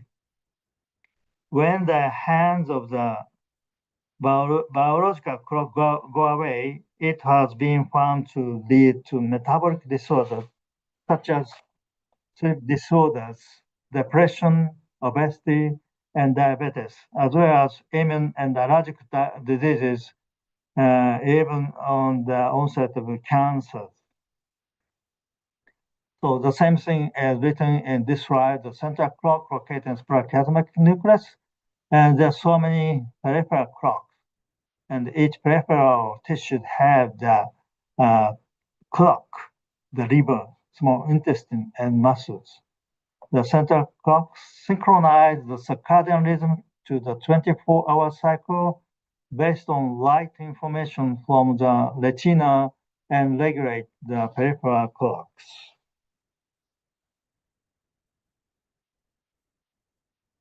So that now we have that the chrononutrition. This may be new for you, that the chrononutrition. Go to bed early, wake up early, eat breakfast. Go to bed late, wake up late, eat dinner. Late, eat dinner. So it means what I want to say is that, for example, under the same condition of waking up 7 a.m. and turning off the light to sleep at 10 p.m., the timing of meal is altered. Experimental data comparing eating at 7 a.m., 12 p.m., and 5 p.m. versus 16 meal time 5 hours later to 12 p.m., 5 p.m., and 10 p.m. showed that in the former case, the master and the subsidiary clock keep the same rhythm throughout the day, whereas the later case, while the master clock starts moving from the waking time, the subsidiary child clocks shift by several hours and keep a different activity rhythm. This means peripheral tissue such as organs operate out of synchronous, causing a state of internal jet lag. To use an orchestra analogy, the conductor master clock keeps the beat accurately, but the musician subsidiary clock play on their own without maintaining overall harmony. When the biological clock becomes unbalanced in this way, it results in poor physical condition and illness. To properly rest the biological clock when you eat is important. And the study of this is called the chrononutrition. The chrononutrition daily meals, the number of meals. There's no direct evidence that 3 meals a day are optimal, but usually that we eat 3. Second, a higher number of meals per day reduce the total cholesterol and LDL cholesterol. 3, eating meals at regular times. Now, obese women who follow a regular meal schedule for 2 weeks showed reduced energy intake, lower cholesterol level, and improved insulin sensitivities, and compared to those with irregular meal patterns. So that the chrononutrition in the daily meal is very, very important. The weight of each meal, absorption of nutrient is generally said to be better from morning until around noon. To make it easier to reset the internal clock, it is important to eat immediately after waking, and the breakfast should ideally be within 1 hour of waking. Also, consuming most of the day's calories by lunch is also important. The skipping breakfast or eating small breakfast can lead to weight gain, obesity, and increased body mass index. Breakfast helps suppress weight gain, obesity, blood pressure, total cholesterol, and LDL cholesterol. 3. Increasing protein intake at breakfast from 13% to 35% reduces meal motivation, improves overweight, and obesity. A larger dinner portion increases body mass index. The content of each meal, the high fat diet delays the body clock, disrupts light synchronization, and cause fragmented sleep. This is no good. The body clocks of obese and the diabetic mouse model show abnormalities. So the abnormal body clock rhythm makes the obesity and the diabetes, and also the diabetic and the diabetes makes the abnormal body clock. This is not so good customs.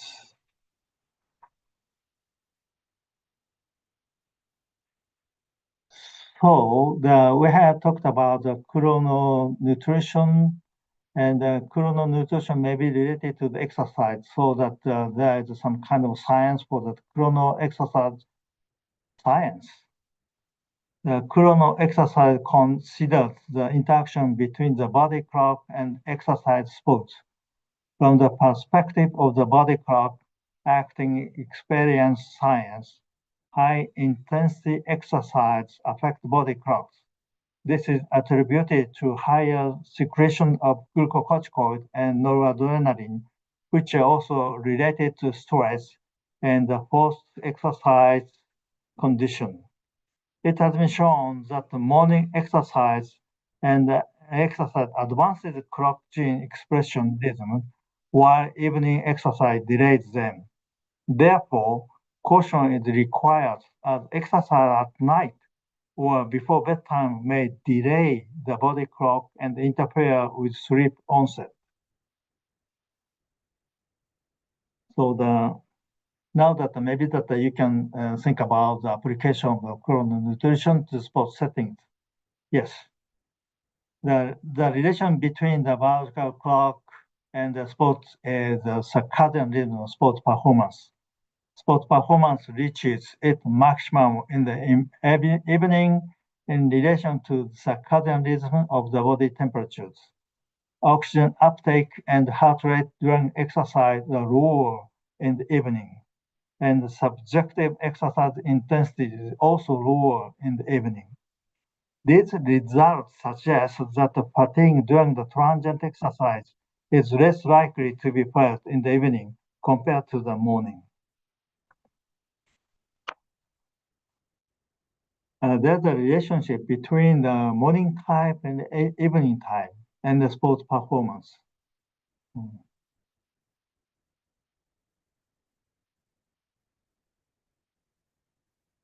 This is the time, and this is the performance difference. And this is the morning type, and this is the intermediate type, this is evening type. This is all. The diurnal variation in performance levels throughout the day. Morning type and the intermediate type, there are about 15% difference. 15% difference. Okay. Morning type show that 10 to 13 o'clock, more than 95 performance, and the intermediate type in the midday is 95%. But the evening type, there are 26 difference. And early in the morning, very, very low performance, and then high performance at night. And 20 o'clock, 22 o'clock, the performance is more than 95%. So completely different. So the application of nutrition to sports setting is studies compared to training effect on morning versus evening training in humans. Those trained in the morning improved morning performance. Those trained in the evening improved evening performance. Therefore, the implementing training that matches competition schedules and the match times may also be effective. possible to utilize body clock and the chrononutrition according to the purpose of coaches or athletes. When waiting to delay the circadian clock for competition or event times, caffeine or late night meals can be used. Effective utilization of fasting period to optimize energy metabolism can be cited as practical examples, since longer fasting periods have strong effect on body clock and biological regulations.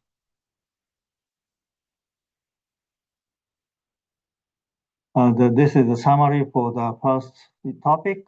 The first one is the periodic nutrition and chrononutrition were highlighted. An overview of biological clock and chrononutrition was discussed. The third, this knowledge can be applied to sports setting so that your coaches, your doctors, and nutritionists will use this knowledge to enhance your athlete performance. So there's a suggested articles. This is very good. International Journal of Sport Nutrition, Exercise, Metabolism. And also there should be a so nice articles. Please read these articles.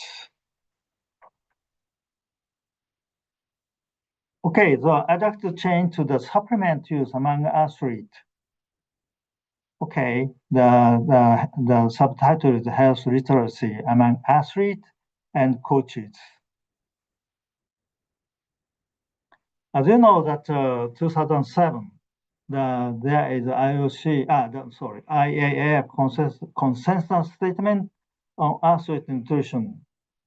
It is regardless of sports environment, nationality, or level of athlete, the right diet can help athletes get a good workout, reduce the risk of illness or injury, and help them perform at their best.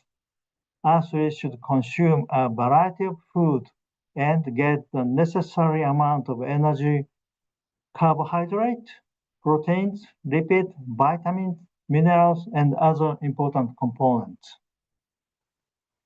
In 2010, IOC made a similar consensus statement.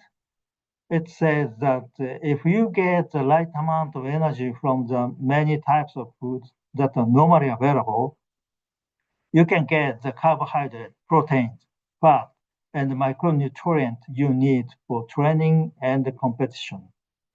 The right diet will help athletes gain the right weight and the body composition, as well as achieve great success in their respective competitions. So, according to this IAAF and the IOC statement, we have made the Japanese athletics position statement of supplement use. From the viewpoint of athlete health and anti-doping, supplement use by athletes has been strongly discouraged at that time. We did the survey of supplement use by Japan track and field athlete in 2017. And then 27 international competitions for which medical questionnaires were available in 2013 to 2016. Number of athletes assembled 430 athletes, 235 men, 195 women. Athletes who have answered multiple times were used the latest one. And by event, there are 49 short distance runners, sprinters, 60 middle distance, 171 long distance, 34 hurdles, 64 jumpers, 41 throwers, 9 combat events. Age group, 187 junior athletes under 20 years old, and 243 seniors, 210 in their 20s, and 33 in their 30s or older. And our survey has been appeared in the Journal of International Society of Sport Nutrition in 2020. So the Japan Athletic top-level athlete supplement use. Overall supplement use was about 64%. According to the survey conducted by International Association Athletic Federation, IAAF, the use rate of supplement among top-level track and field athletes was 66.8. So that there's no difference between the IAAF level and the Japanese athlete levels. So about 2/3 athletes use a supplement. And then supplement used by genders, male 60 and female 69. There is a significantly different. The female athletes showed a significantly higher utilization rate than male athletes. Almost 70% use the supplement. Age group. Junior athlete use 59 and senior use 69%. So the senior athletes showed a significant higher utilization rate than junior athlete. So this is also about 70% use the supplement. The number of supplement used, overall 1.343 types are used by the athlete. One type, 148, two type, 114, three type, 75, four types, 51, and so on. And one female marathon runner, she used 11 types of supplement at one time. Amazing. So surprised. The average, men 1.25 types, women 1.65.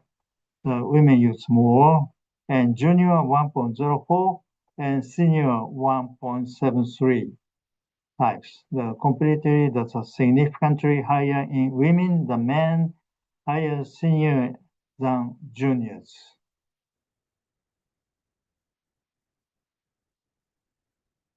And what kind of supplement type they use is the vitamin 48.3%, amino acid 49.3%, and proteins, the creatine, and others. So that about half of acids use vitamins and amino acids.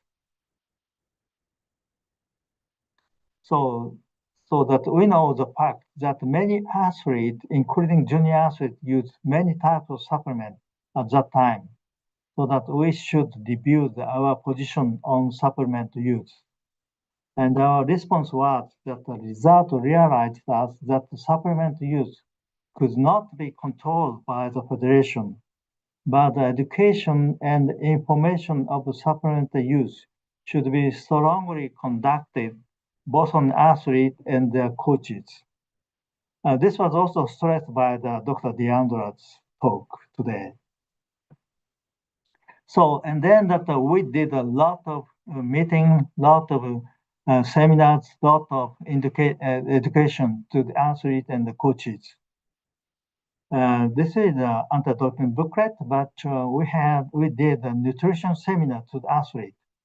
2016, 17, 18, 19, but after that, due to the COVID-19, we could not do the seminar, but this year, 2025, we began the nutrition seminar again. And also we made the supplement policy in 2017. What we did in 2016 was, the topic was anemia among track and field athletes. Next year, prevention of osteoporosis. And then 18, energy deficiency in athlete. And then sports supplement in 19. Okay, I show you that we have made a booklet. We did we made a booklet, the annual publication, nutrition seminar, 2017, 16, 17, 18, 19. Anemia, osteoporosis, lead, and sports supplement. And in each occasion, more than 150 participants were there. The keynote speakers were the doctors, sports nutritionists, and the invited guest speakers, Olympians, national coaches, and the participants, athletes, coaches, sport nutritionists, athletic trainers, parents of athletes, and school teachers, so on. And each session, we have made some kind of rules or topics, and then this is just the action for the athlete and the coaches. And then 2016, for anemia among track and field athletes, we made these 7 rules for athletes and dealing with anemias. Excess iron is harmful to your body, because at that time that you know that there are so many no good iron, liquid iron infusion among the Japanese athletes. So that I made the subtitle, excess iron is very, very harmful to your body. The number 1 is consume adequate amount of iron through diet. This is important. They be mindful be mindful of excessive iron intake. Take regular blood tests to monitor condition.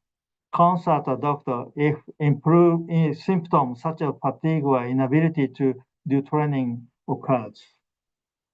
Treat anemia in consultation with doctors. Investigate the cause of anemia alongside the treatment. This is very important.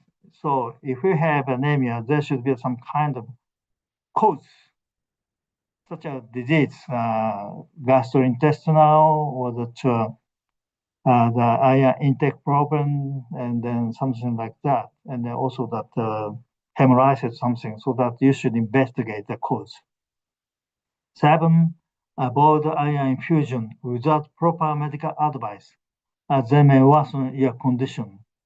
You know that if you take the iron tablet, only 10% of them are absorbed at the intestine. But you do the infusion, 100% of iron is stay inside the body, so that intake, oral intake, and the infusion is completely different. So that you should be very, very careful for the iron infusion if the athlete has the anemia. And 2017, this is a prevention of osteoporosis. We did 10 tips for preventing stress fractures. Be aware of stress fractures. Let's prevent them. 1, pay close attention to feelings of fatigue and overall physical condition. 2, stress fracture can occur regardless of whether you run on roads, tracks, or fields. 3, overexercise is a major risk factor. 4, low bone density increases the likelihood of stress fractures. 5, extreme weight loss can lead to stress fractures. 6, absence of menstruation can lead to bone loss. 7, fatigued muscle cannot protect bones.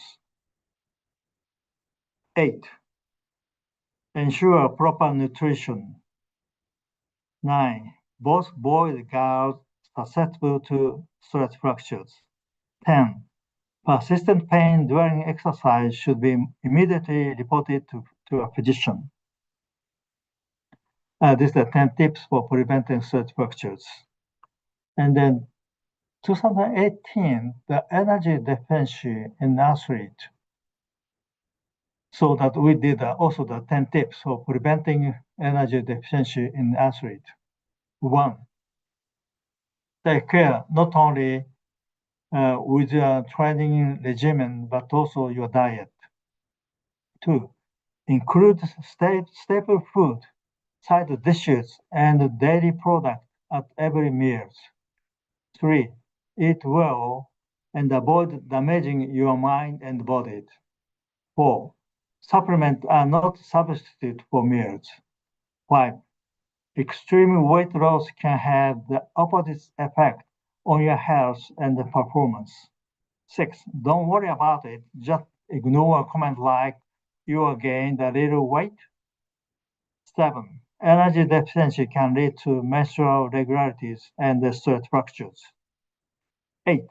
Both men and women should be mindful of the importance of energy intake.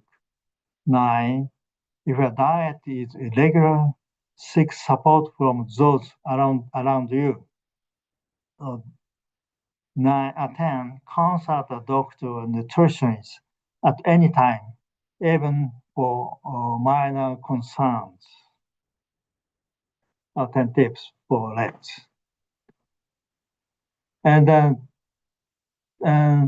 2019 for the supplement, the essential guideline for supplement intake. Take only what you need, safely and effectively.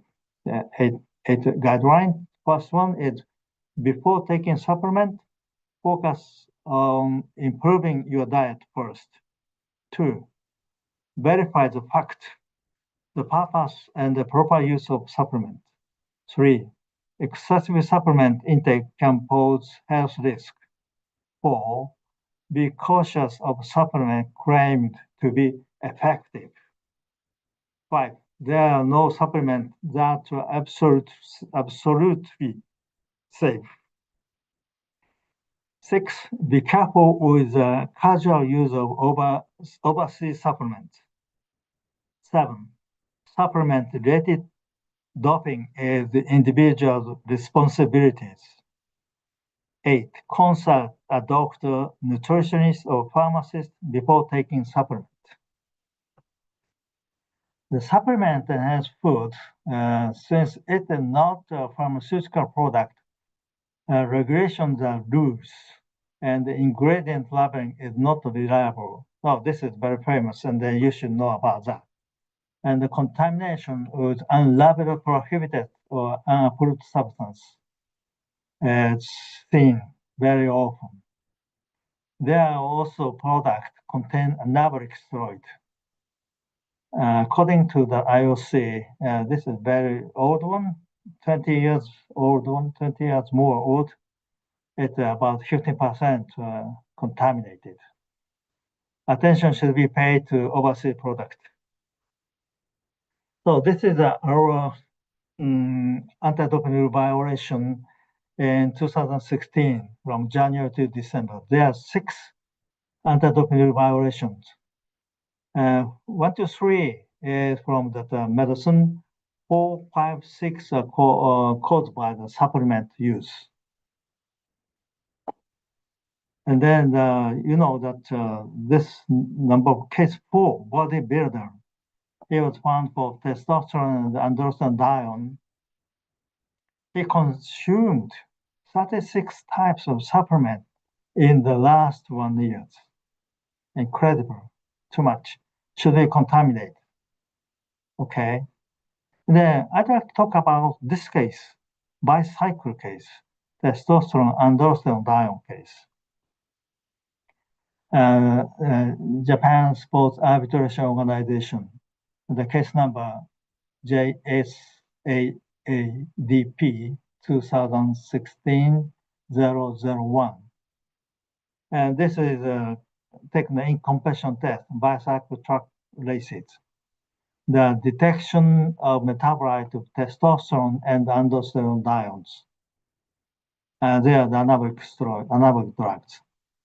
Among the supplements taken immediately before the event, it is Gospari Nutrition's Anabite, purchased on August 26, 2016, and the same one, Anabite, purchased September 7, 2016. This is the same thing, same brand name.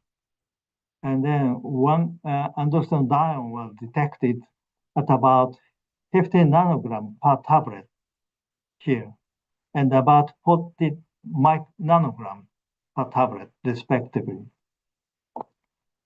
Although the other Anabite, the same brand name Anabite, purchased September 7, 2015, was ingested continuously, no other prohibited substance was detected in the doping test conducted at previous competition, so that this Anabite did not contain any prohibited substances, but these two Anabite contain the contaminated anabolic substances. So that as we know, this one that we should use that the Supplement 411 website, the USADA Diet Supplement Safety Education Awareness Resource. This is very good. The reality is that the use of diet supplement can be risky, and that awareness, caution, education, and common sense must be exercised when considering the use. The resource of Supplement 411 will help you gain a better understanding of the diet supplement issue and access the Supplement 411 high risk list. And then I checked the anabolic, using this one Anabite, Gaspari Nutrition, could contain anabolic agent, but in the label, it doesn't say anything about the anabolic agent, so that this is contaminated.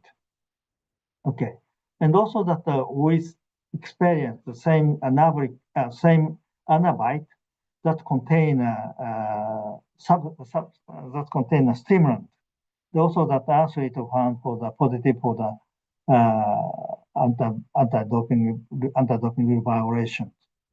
So that the same name, same brand name, but the product is completely different, the ingredient completely different. So that you should be very, very careful. Okay.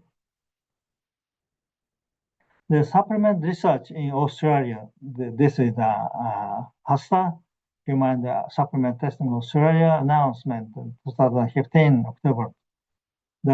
They purchased product in stores and the internet. So that they didn't say anything about the research. Just they go there in stores, buy them. They analyzed 63 products that do not have prohibited substance indication on the raw material level, but they detected prohibited substance, 10 products, 16%. Of these, multiple prohibited substances were detected in 6 products.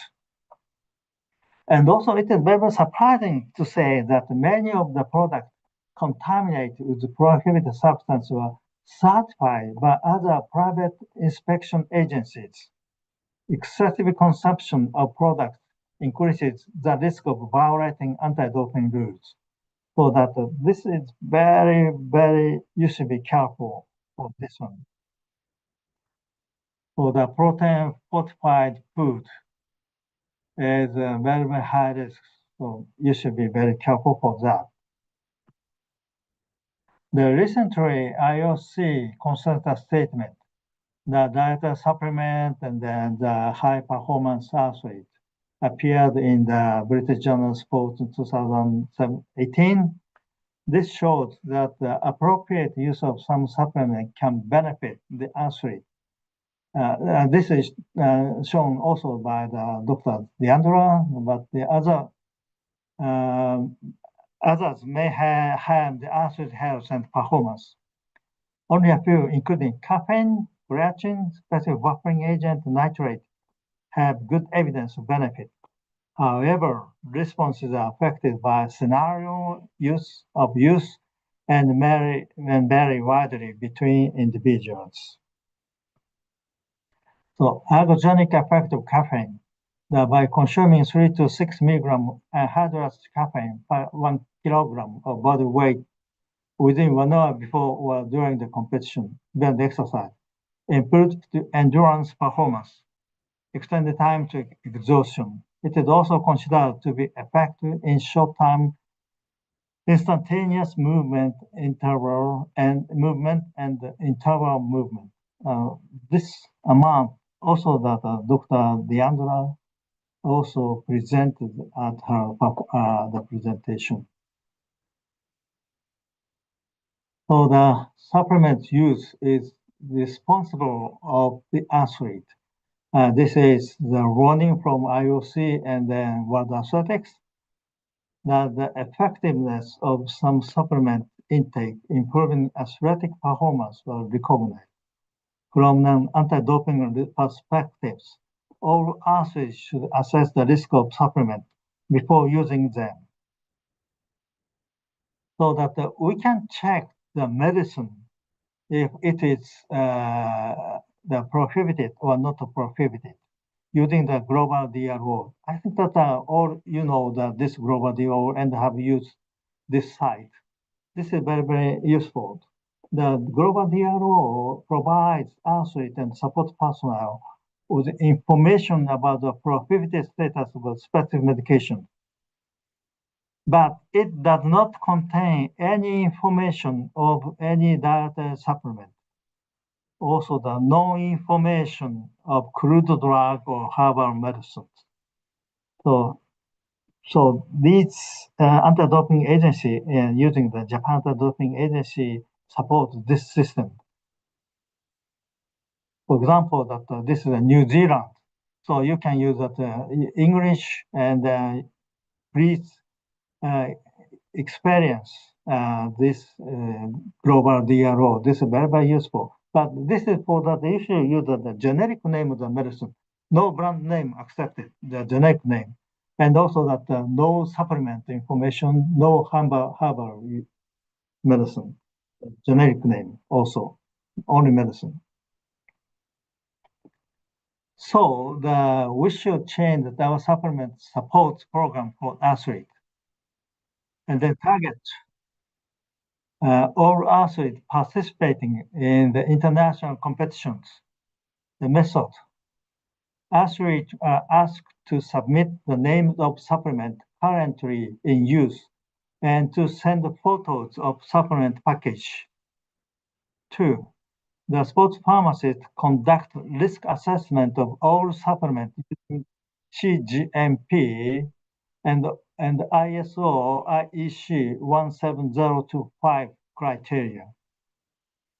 Then supplements are classified into 4 categories from low risk to high risk of reliabilities.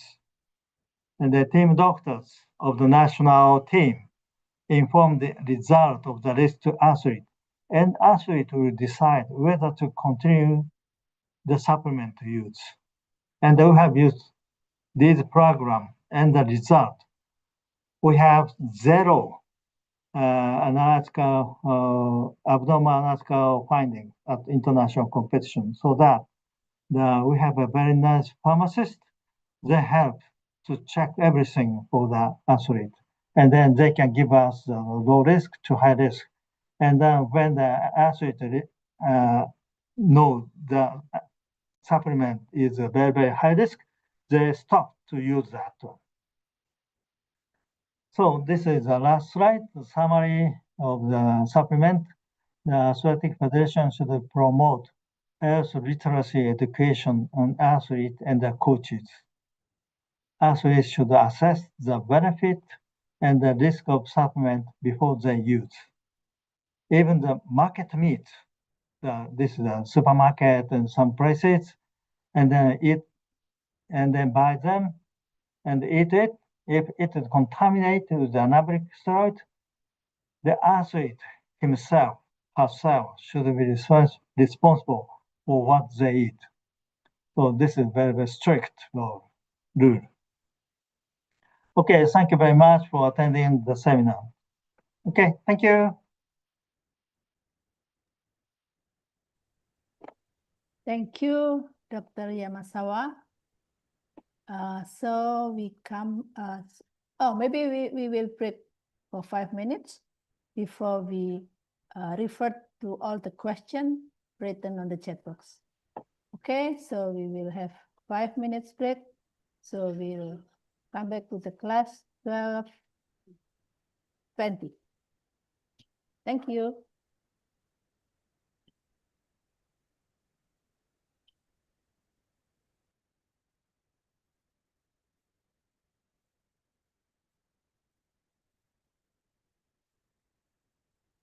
Diandra, Yes, Doctor.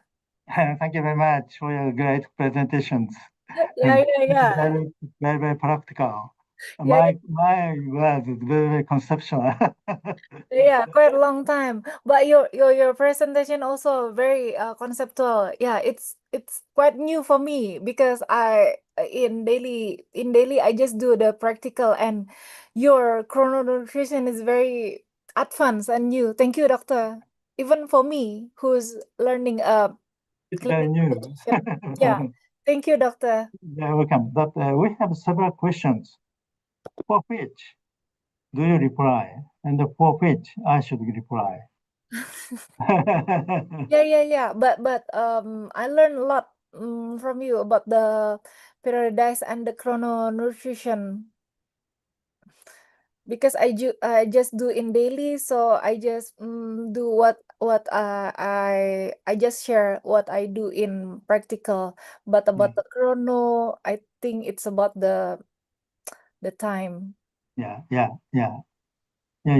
a new concept for the training, for the chrono nutrition and the chrono training, chrono exercise.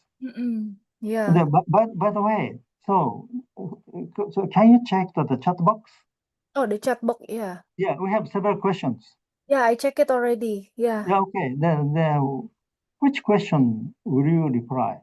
Yeah, I prepare already. Prepare? You have already prepared? Yeah, should we answer now? Which one that I should answer now, Mrs. Ria? Which one? Okay, so we are on the class now because I set 5 minutes break and in 3 minutes we will be in the class. So because I informed for 5 minutes break. So we wait for 3 minutes, 2 minutes now for other participant who is not in the room now. Okay, so it's actually for the question written on the chat box. It's up to you. All doctors can answer. Okay. Yeah, but maybe the first question until I have a note until the question from Timor-Leste. They are questioning about the first session material. So it's Dr. Diandra part, but actually Dr. Yamasawa also can give feedbacks, can also reply the question. As well, Dr. Yamasawa's part, Dr. Diandra also can give answer. Okay, and 1 minute left.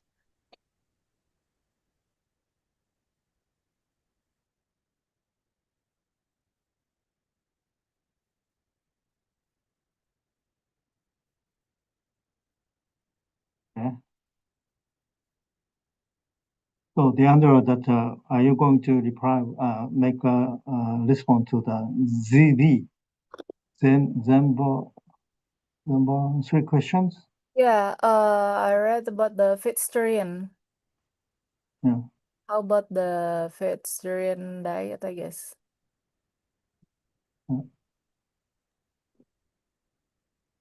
The first one is I read about, could you please explain about circadian alignment more?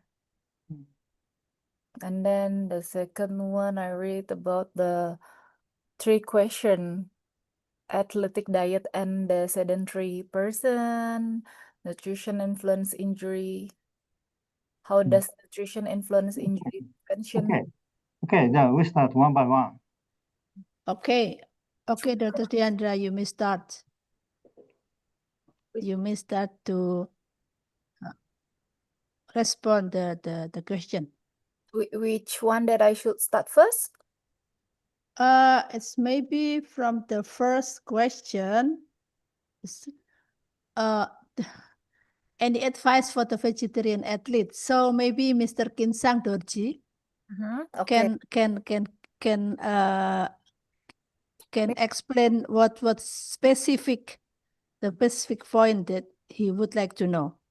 Okay, maybe I'm trying my best about the any advice for vegetarian athletes.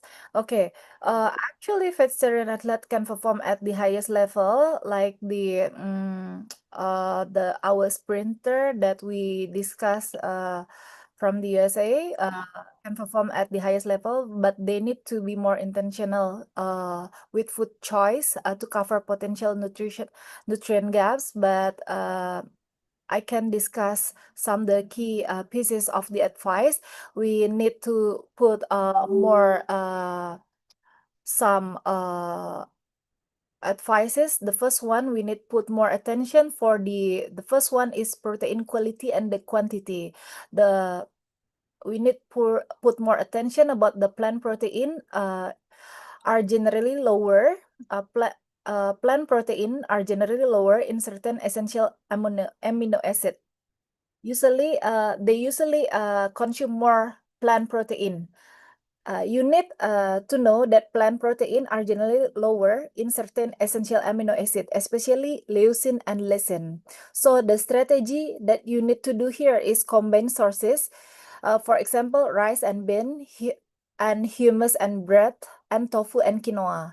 So the aim here is you need to consume protein 1.8 until 2.2 gram per kilogram per day of protein to match muscle repair and recovery needs to achieve the protein intake here.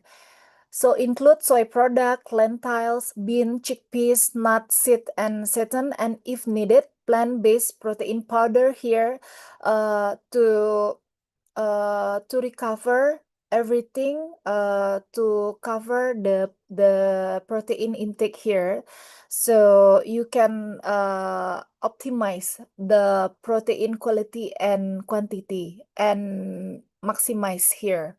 And the second one, key micronutrient to watch here.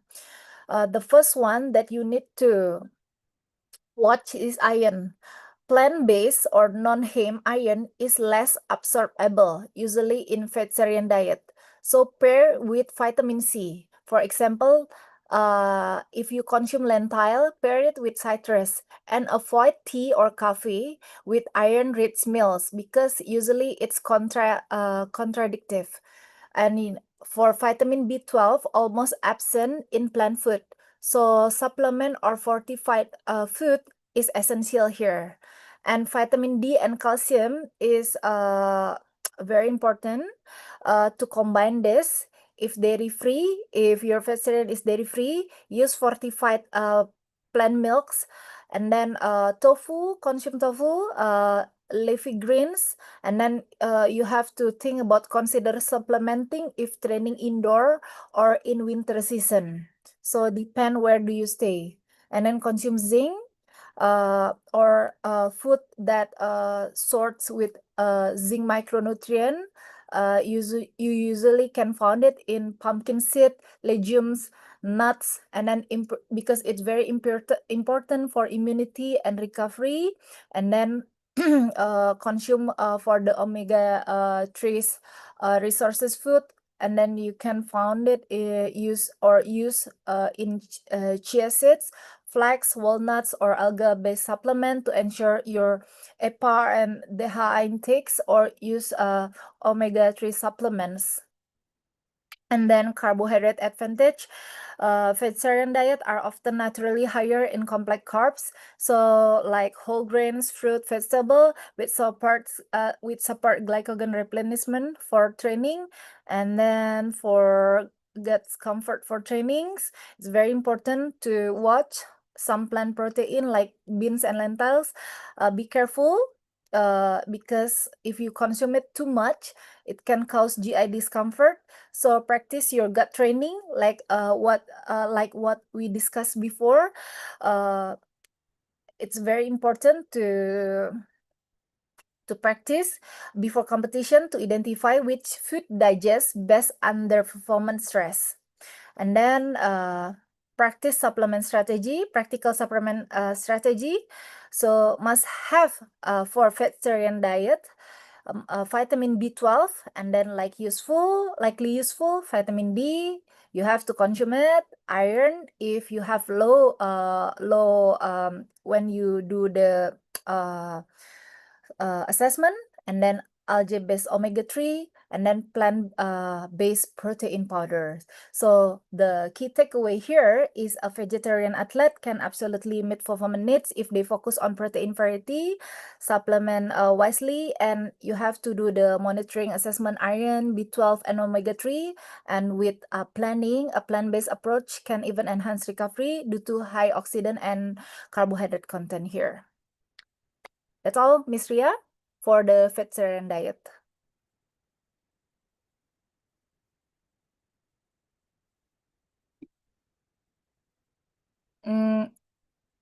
I think you're still mute. Oh, sorry. Okay, thank you so much, Dr. Diandra. So we come to the second question. Any question maybe from Dorji, from Mr. Dorji Kinsam? No. Okay. Oh, Okay, then. So the second question in explain circadian alignment more. Please explain the circadian alignment more. Circadian alignment. Circadian alignment.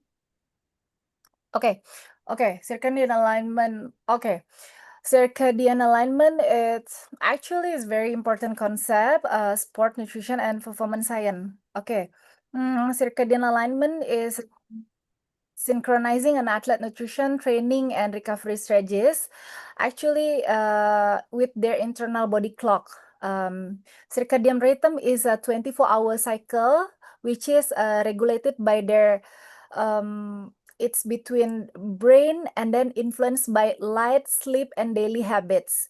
And then just make it simple. It affects hormone, digestion, metabolism, muscle function, and then recovery capacity.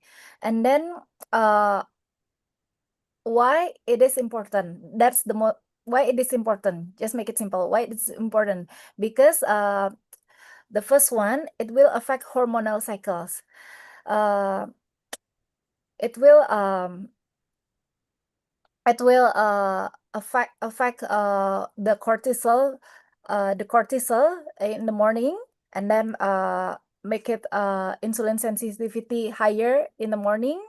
And then the key takeaway here is circadian alignment is about eating, training, and sleeping, and then zinc with the body natural rhythm. So when athletes respect their internal body clock, they often see better energy availability, recovery, hormonal balance, and performance consistency here. So that's why it's very important when they sleep regular. Kind of that is very important, the circadian rhythm. They need to do it the circadian in regular time, like that.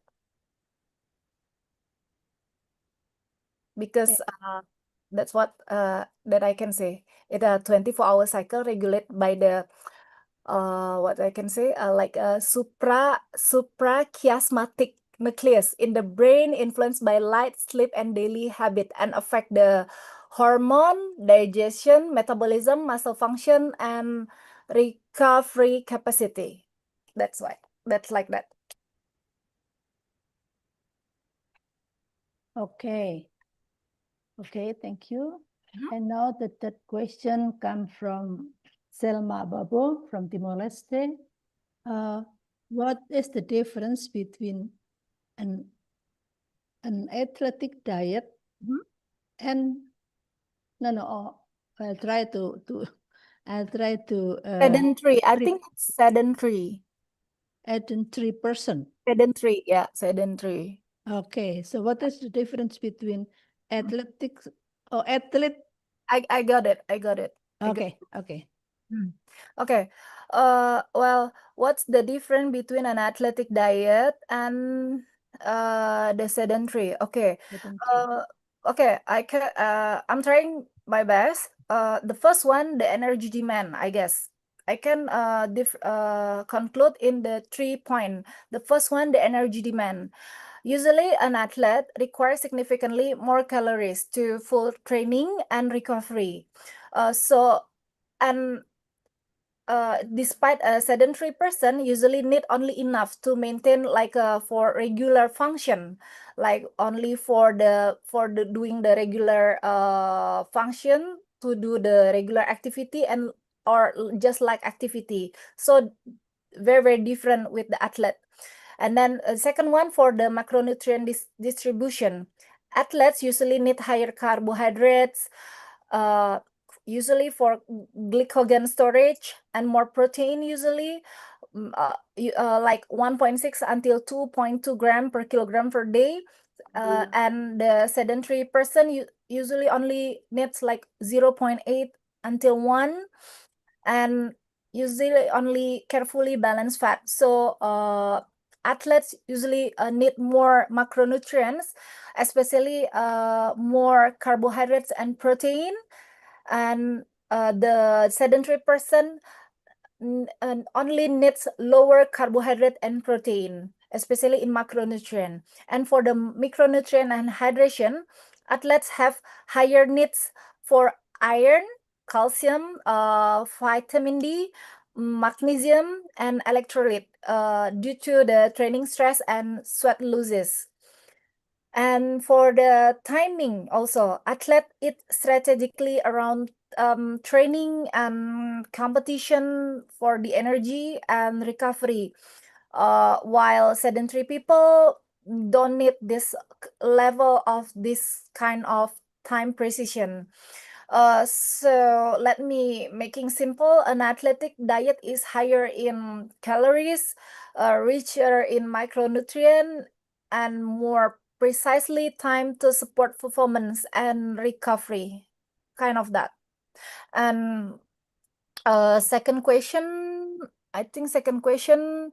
how does nutrition influence injury prevention? Okay, how does nutrition influence injury prevention? Okay, the first one is energy availability. And a chronic low energy intake increase risk of stress fracture, rats, and muscle breakdown. And then protein and collagen, like adequate protein plus collagen and vitamin C, and then support muscle and tendon repair. And then like micronutrients is also important, like calcium and vitamin D for bone strains. And then omega-3 is very important here for inflammation control. And then don't forget about antioxidant like vitamin C, vitamin E, and polyphenols to reduce the oxidative damage. And then you have to think also about the hydration, because when the dehydration condition also could increase the risk of cramps, head illness, and also poor neuromuscular control, which can lead to injury. So when a well-planned diet build resilient, so it could lead stronger bones, and then the healthier tendons, and then better recovery, and also reduce the injuries for the athletes in future. And I think the Yeah. last question is Yeah. how important, Yes. How important are carbohydrates for runners during training and competition? how important carbohydrate? Yeah, okay. How important? Okay. Carbohydrates are very important because first one, of course, as a primary fuel, because carbohydrates are the most efficient energy source for high intensity and endurance exercise. And then the second one, as for training, adequate carbohydrate intake as for maintaining glycogen, delay fatigue, and allows higher quality session. And while low carbohydrate could reduce intensity, impair adaptation, and higher injury risk. In competition, like short races, less than 10K, glycogen stores usually enough, but pre-race carb meal still helps. In long race, like half marathon and marathon, carb loading before, like 30 until 90 gram carbohydrate per hours during is essential to prevent hitting the wall condition. And for recovery, carbohydrate post-run like 1 until 1.2 gram per kilogram per hour usually could restore glycogen, especially important for back training days. So this is how essential for runners.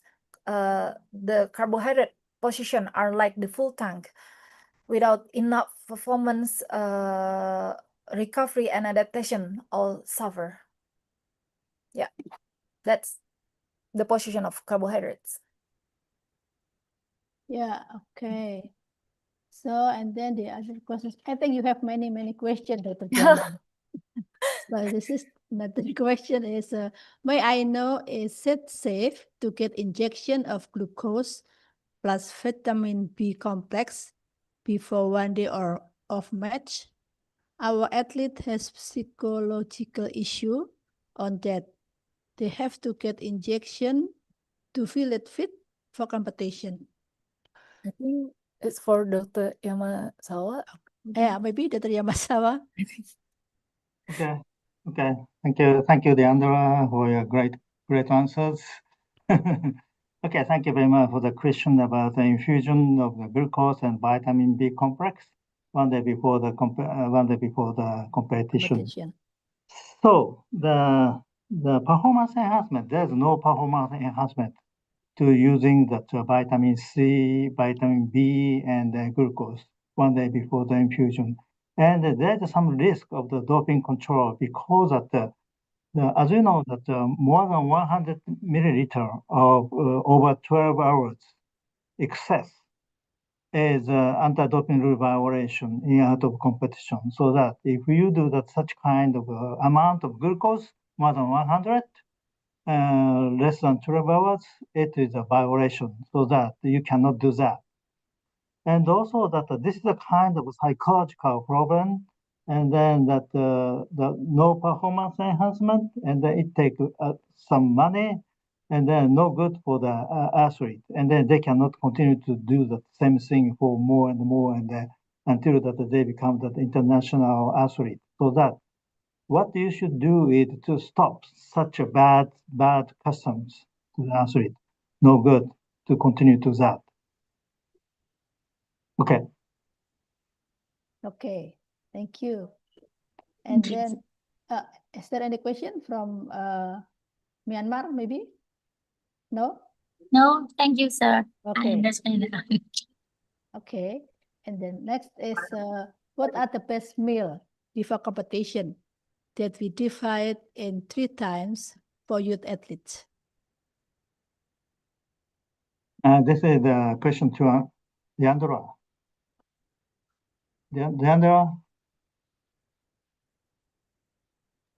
the best meal before The best competition. meal before competition. What kind of competition? This is for youth athletes, youth athletics. So youth athletics competition then.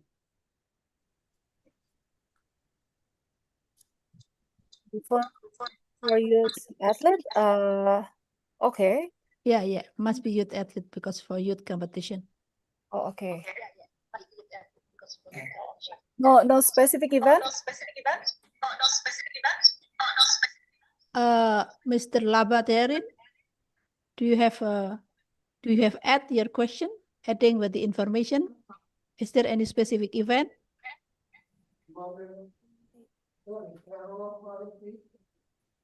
No.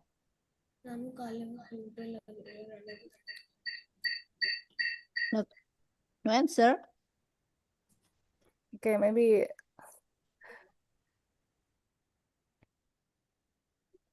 Mr. Laba sharing.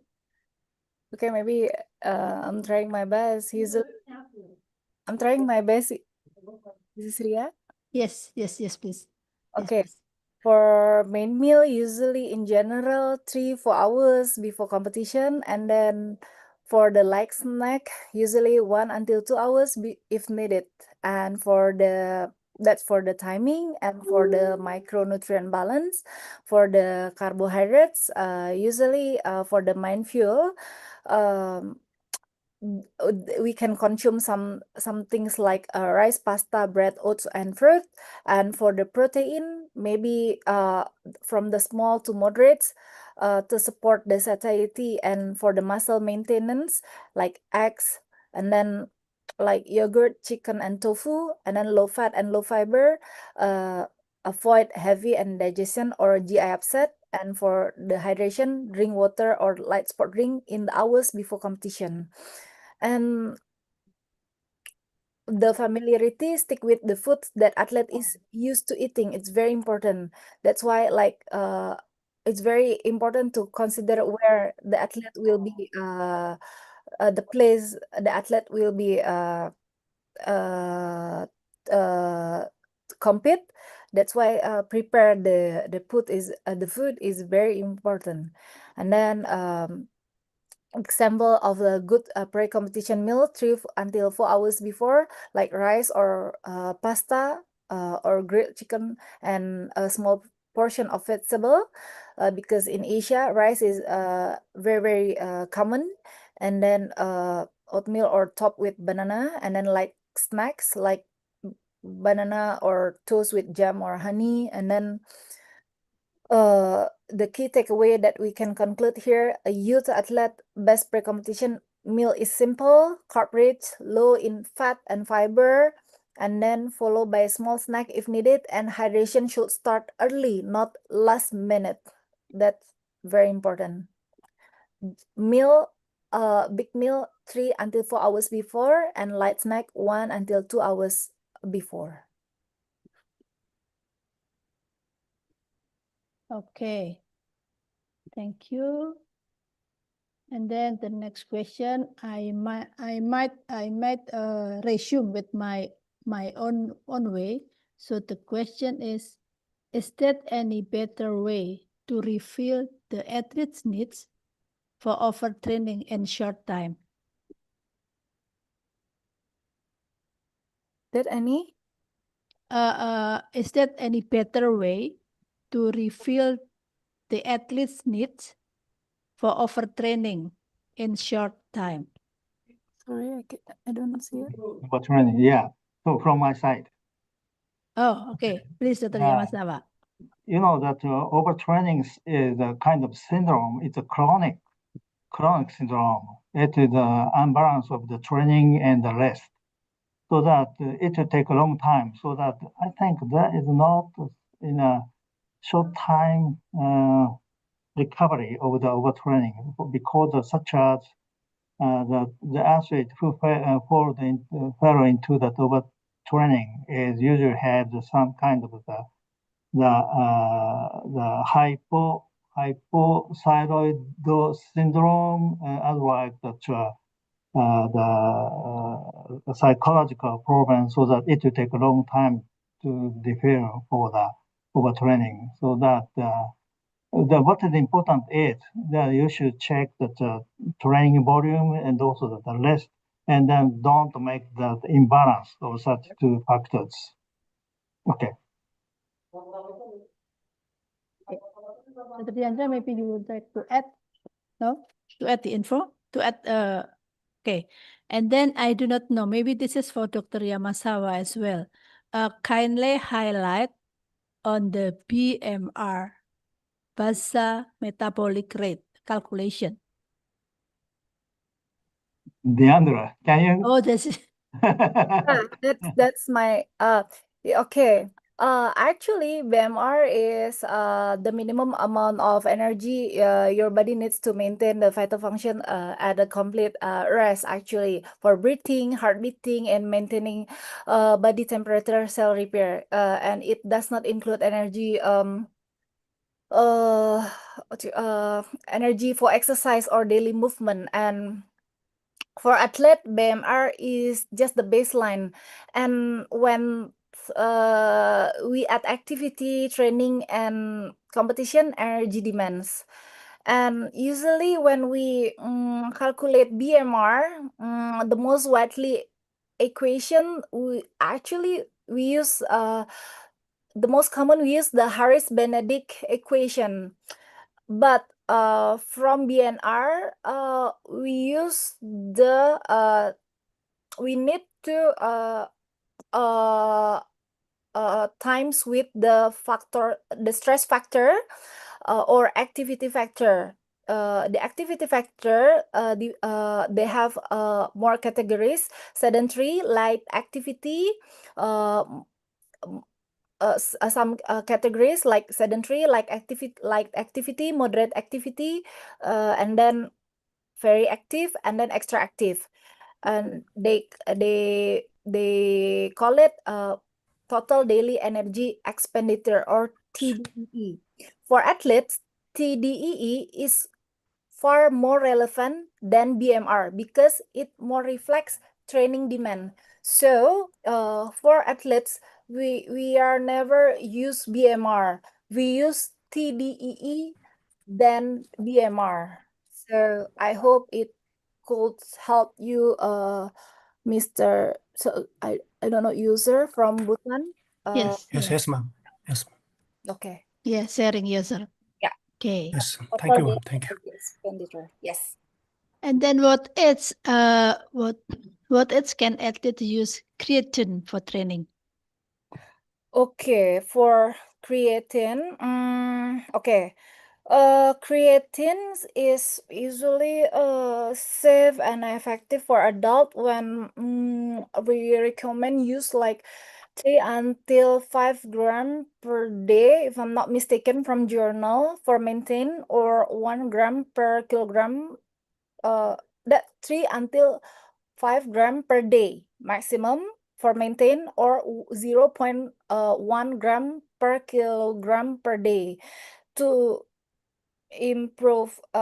It improves strength, power, sprint performance, and recovery in repeated high intensity exercise. But there is no evidence of harm to kidney or liver function in healthy adults. But for its consideration, usually they use it for journal. Most studies are done in adults, and adults usually above 18.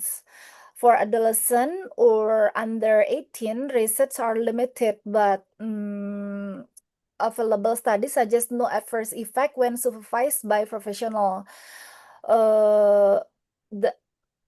So practical guidance under 16, I guess not recommended.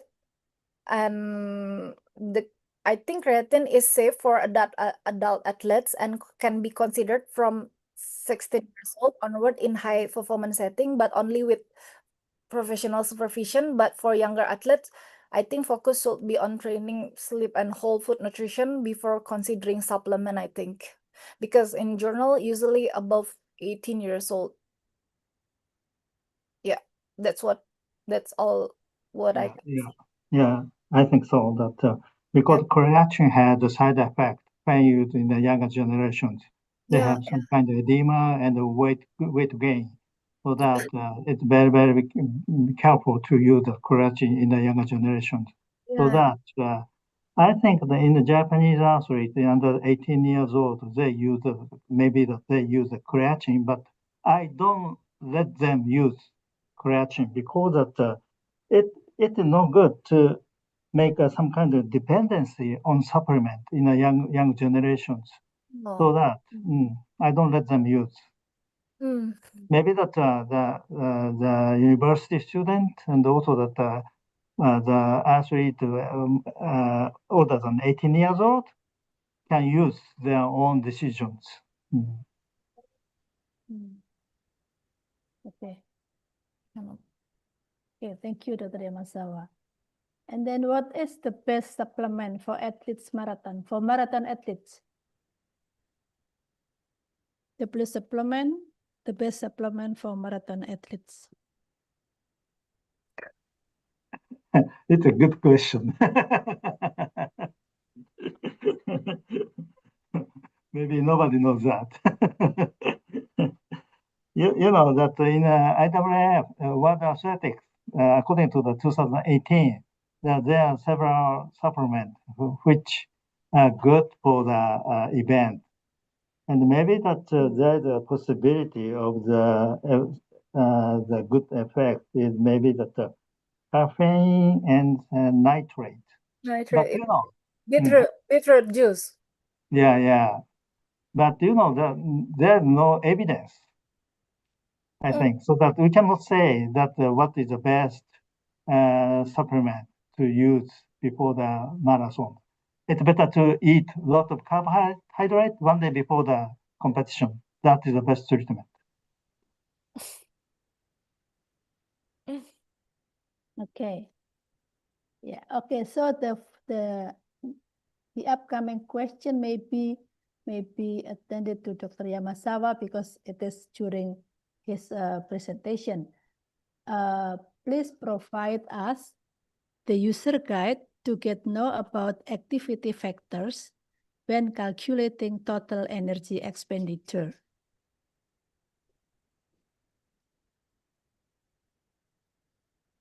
You are on mute. You are still on mute, Dr. Yamasawa. Should be Deandra. Yeah. Oh, I think I mentioned it already. Okay. Maybe yeah. On the beginning, beginning explanation. I guess so, Dr. Yamazawa, right? Okay, we can skip that because you already explained. Okay, then it is safe and allowed to get vitamin B complex injection That's one already day before match. It's already answered. Yeah, okay. My name is Shivram Laos. I would like to ask about the recovery from injury of athletes who are sprinters. What type of food and what type of supplement should be eaten? So to recovery from injuries for sprinters. To get recovery from injury for sprinters. What type of food and what type of supplement should be consumed? Which one? This is the question from Lao. From Chiap.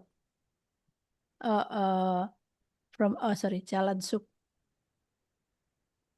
After the injection, Dr. Diandra, after the vitamin B complex injection. Yeah, what type of food and what type Yes. of supplement? No. After that. Yeah, I would like to ask about the Yes. from injury of athlete who sprinters who doing sprint. What type of food and what type of supplement should be eaten? I guess maybe about the food is of course I think for the recovery, the first one we need to focus on healing, preventing the muscle loss maybe because we need to recover. Of course, be a lot of break time and controlling inflammation, while also considering reduced training load. So food and nutrition practice. The first one is adequate energy. So energy intake should not be cut too drastically, because the body needs energy for tissue repair. Under eating delays healing. Second one, I think the protein, crucial to prevent muscle atrophy during immobilization. So always target on around 2 until 2.2 gram per kilogram of body weight, and control it across 5 until 5 meals or snacks in a day, and then like focus also the carbohydrate moderate intake to support the rehab session, and then like focus on whole grains, the carbohydrates, not simplex but complex carbohydrates like whole grains, fruit and vegetable, and then the healthy fats like olive oils, nuts, seeds, avocado, fatty fish provide omega-3s that help to control the inflammation that caused by the injured, and then avoid excessive fried processed food which may worsen the inflammation, and then don't forget about the micronutrients that could help the inflammation getting better, like vitamin C for the collagen formation, like citrus, berries, peppers, and then vitamin D and calcium, like for the bone health, especially if fractures, like fortified dairy or plant milks, and then sunlight, and then zinc and magnesium to tissue repair and recovery, nuts, seeds, and recovery for like nuts, seeds, seafood, whole grains, and then from the iron source food like for the maintain oxygen transport, and then for the especially if the diet is restricted. Evidence-based supplement like if another athletes can think about creatine to help with muscle mass, and then collagen and vitamin C for support tendon and ligament repair, and omega-3 for the good fat to reduce inflammation, fish oil, and then vitamin D also for essential for bone, muscle, and immune function, and then protein supplement like whey to practical to hit higher protein needs. Like that. It's a lot, yeah. Yeah. It's a lot. It's a lot. Okay, so the next question may be for Dr. Yamasawa because it's about doping. So how long does it take to get the result from a doping test? It depends on the competitions. If it's the World Championship and the Olympic Games, the result will be obtained. The lab should reply to the organizer next day, and then that we can know the result in the next day in the Olympics and the World Championship. But other competitions such as the Asian Championships, Asian Athletics Championships, usually take about 1 month or so that it depends. Okay. Okay. Thank you, doctors. And the next is the next question is looks like for microcycle. So how to implement food materials in the 4 cycles of training periodization, namely general preparation of food materials, specific preparation of food materials, pre-competition preparation of food materials, and the most sensitive preparation during the competition. Okay. I think that you can find so many information from that paper which I introduced from that International Sports Journal, so that please read it, and then you can get more detail about that.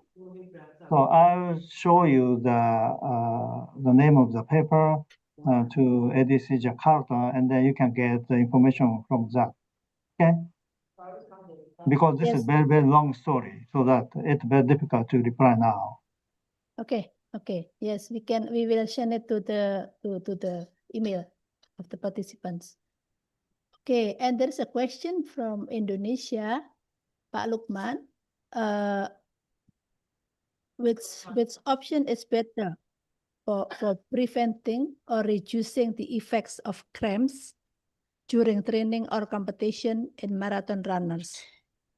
Oral rehydration solution or ORS, anti-cramp capsules, or electrolyte drinks to reduce the effect of cramps. Yeah, so many athletes have the similar cramps during the competition and the exercise. And even the sedentary athlete have more and more. So that it's a very big issue for the athletics world. So that to have to reduce such kind of symptoms, you should do the warm up, very warm up first, warm up and do some kind of a training to make the muscle strong, and also that you should take rehydration solution, including the sodium, kalium, and the magnesium, calcium, and also that take a lot of fruit which contain the kalium. Okay, and then that there may be the possibility of the reduction of the cramps, and also that usually that there may be some kind of a herbal medicine which can reduce the cramps, but maybe that it is very difficult to obtain such kind of herbal medicine in the world. So anyway, that you should do the pre-competition massage and the warm up, and then also that diet, and then hydration. And do you have anything else, Leandro? I think for the hydrate with electrolyte carbohydrate drink, I think electrolyte drink most practical for preventing cramps in marathon because they address hydration, carbohydrate fueling, and sodium replacement. Whereas it's excellent for rehydration but better for recovery or medical dehydration. Okay. Yeah. Yeah, Pak Lukman. Okay. And then now from Timor-Leste, the function of adenosine triphosphate and adenosine disphosphate energy applies to sprinters and applies to long distance running.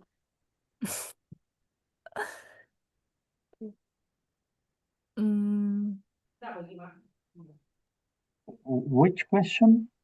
ATP? ATP and ADP. Oh yeah. Maybe ATP and ATP energy applies to sprinter and long distance runners. Maybe apply to both members. Yes, ATP and ADP. Yeah, what is important is that circulation of peripheral tissue, including the muscles. So if you supply the muscle the adequate amount of blood and adequate amount of energy, nutrient, and adequate amount of oxygen, that the muscle can make that ATP from that ADP, so that the oxygen delivery to muscle is very, very important. So that, and then that the creatinine, no, if I choose sprint to number of sprint number means that 100 meter 4 times, 5 times, right? Long distance, yeah.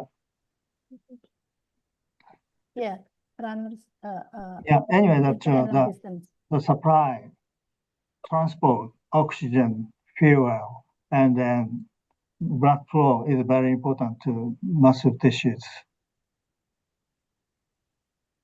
And also that the byproducts should be removed from the muscle tissues. Okay. It's okay? It's okay, but I think Dr. Diandra would like to add something.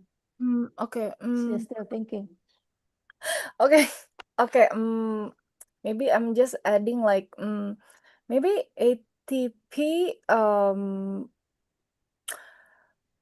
ATP is the primary energy currency in the body, and to keep working, muscle cell must rapidly resynthesize ATP from ADP, and energy system ATP ADP cycling is fastest and most critical in sprinting because the body needs a huge amount of energy in a very short time. In sprinting, in long distance running like 5K, 10K, and marathon, ATP ADP cycling still applies, but in here the focus is on slower, sustainable regeneration from aerobic pathways. So in the takeaway here is in sprinters, ATP regeneration depend on in sprinters. ATP regeneration depend on ATP PCRs and anaerobic glycolysis system, very fast, very short duration. But in long distance runner, ATP regenerated mainly via aerobic metabolism. It's lower but sustainable for hours. Is it? I guess so. Okay, thank you. I thought that was for the last question, but suddenly the new Yeah, one it's come very, up. very like biochemistry. Yeah, yeah. Okay, so I think this is last question. How important is sleep stress management controls athletic performance? Controls athlete performance. How important is sleep stress management controls athletes Yes, performance? it's very important to have that good performance. If they cannot have good sleep, they cannot do it because it's a kind of jet lag. So that as I stressed my presentation that there is some kind of body clock. So you should adjust the body clocks, the central clock and the peripheral clock together, as like that orchestra conductors and performers. So that if you have that stress disturbances, you should make your body clock together with all the clock together, work together with the same thing. For example, that you should wake up early in the morning and eat breakfast, and some do exercise, and then sleep the same time. And then that you can make that very good sleep customs. So that I think that sleep stress management is good, and you can make a very good stress management, waking early in the morning and then eating breakfast, lunch, dinner at the same time. Continue to do the same time scale every day. Okay. Okay, so that is the last question. The participants are very happy because they learned a lot. And so thank you very much for Dr. Diandra and Dr. Yamasawa for sharing the experience. And I hope that we will meet again next year maybe, with the other topics, another interesting topic. So it's great that we can keep our schedule on time. As you said, the athlete sleep early, wake up early. So this webinar start early, finish early. Very good, very good. So we have some minutes earlier than than as you schedule. Okay, so we come to the closure of the webinar. Thank you very much, dear participants, for your cooperation. And once again, thank you so much for the presenter, Dr. Diandra and Dr. Yamasawa. Okay, so see you again next time with Thank you. Thank you. different interesting topic. Likewise. Likewise. Okay, bye-bye. Thank you. Bye Bye-bye. bye. Thank you. Thank you. Hello, hello Dato. Hello, Hello. Dr. Bye. Malai. Terima kasih. Sama-sama. Sama-sama. Terima kasih. Bye bye, Ria. Thank you. Pak Peciap. Yeah. Bye. Goodbye, Ria. Thank you. Thank you for the presentation. Pleasure. Thank you. MEF has already written to world body to sanction the bid, correct me. Please repeat again. No.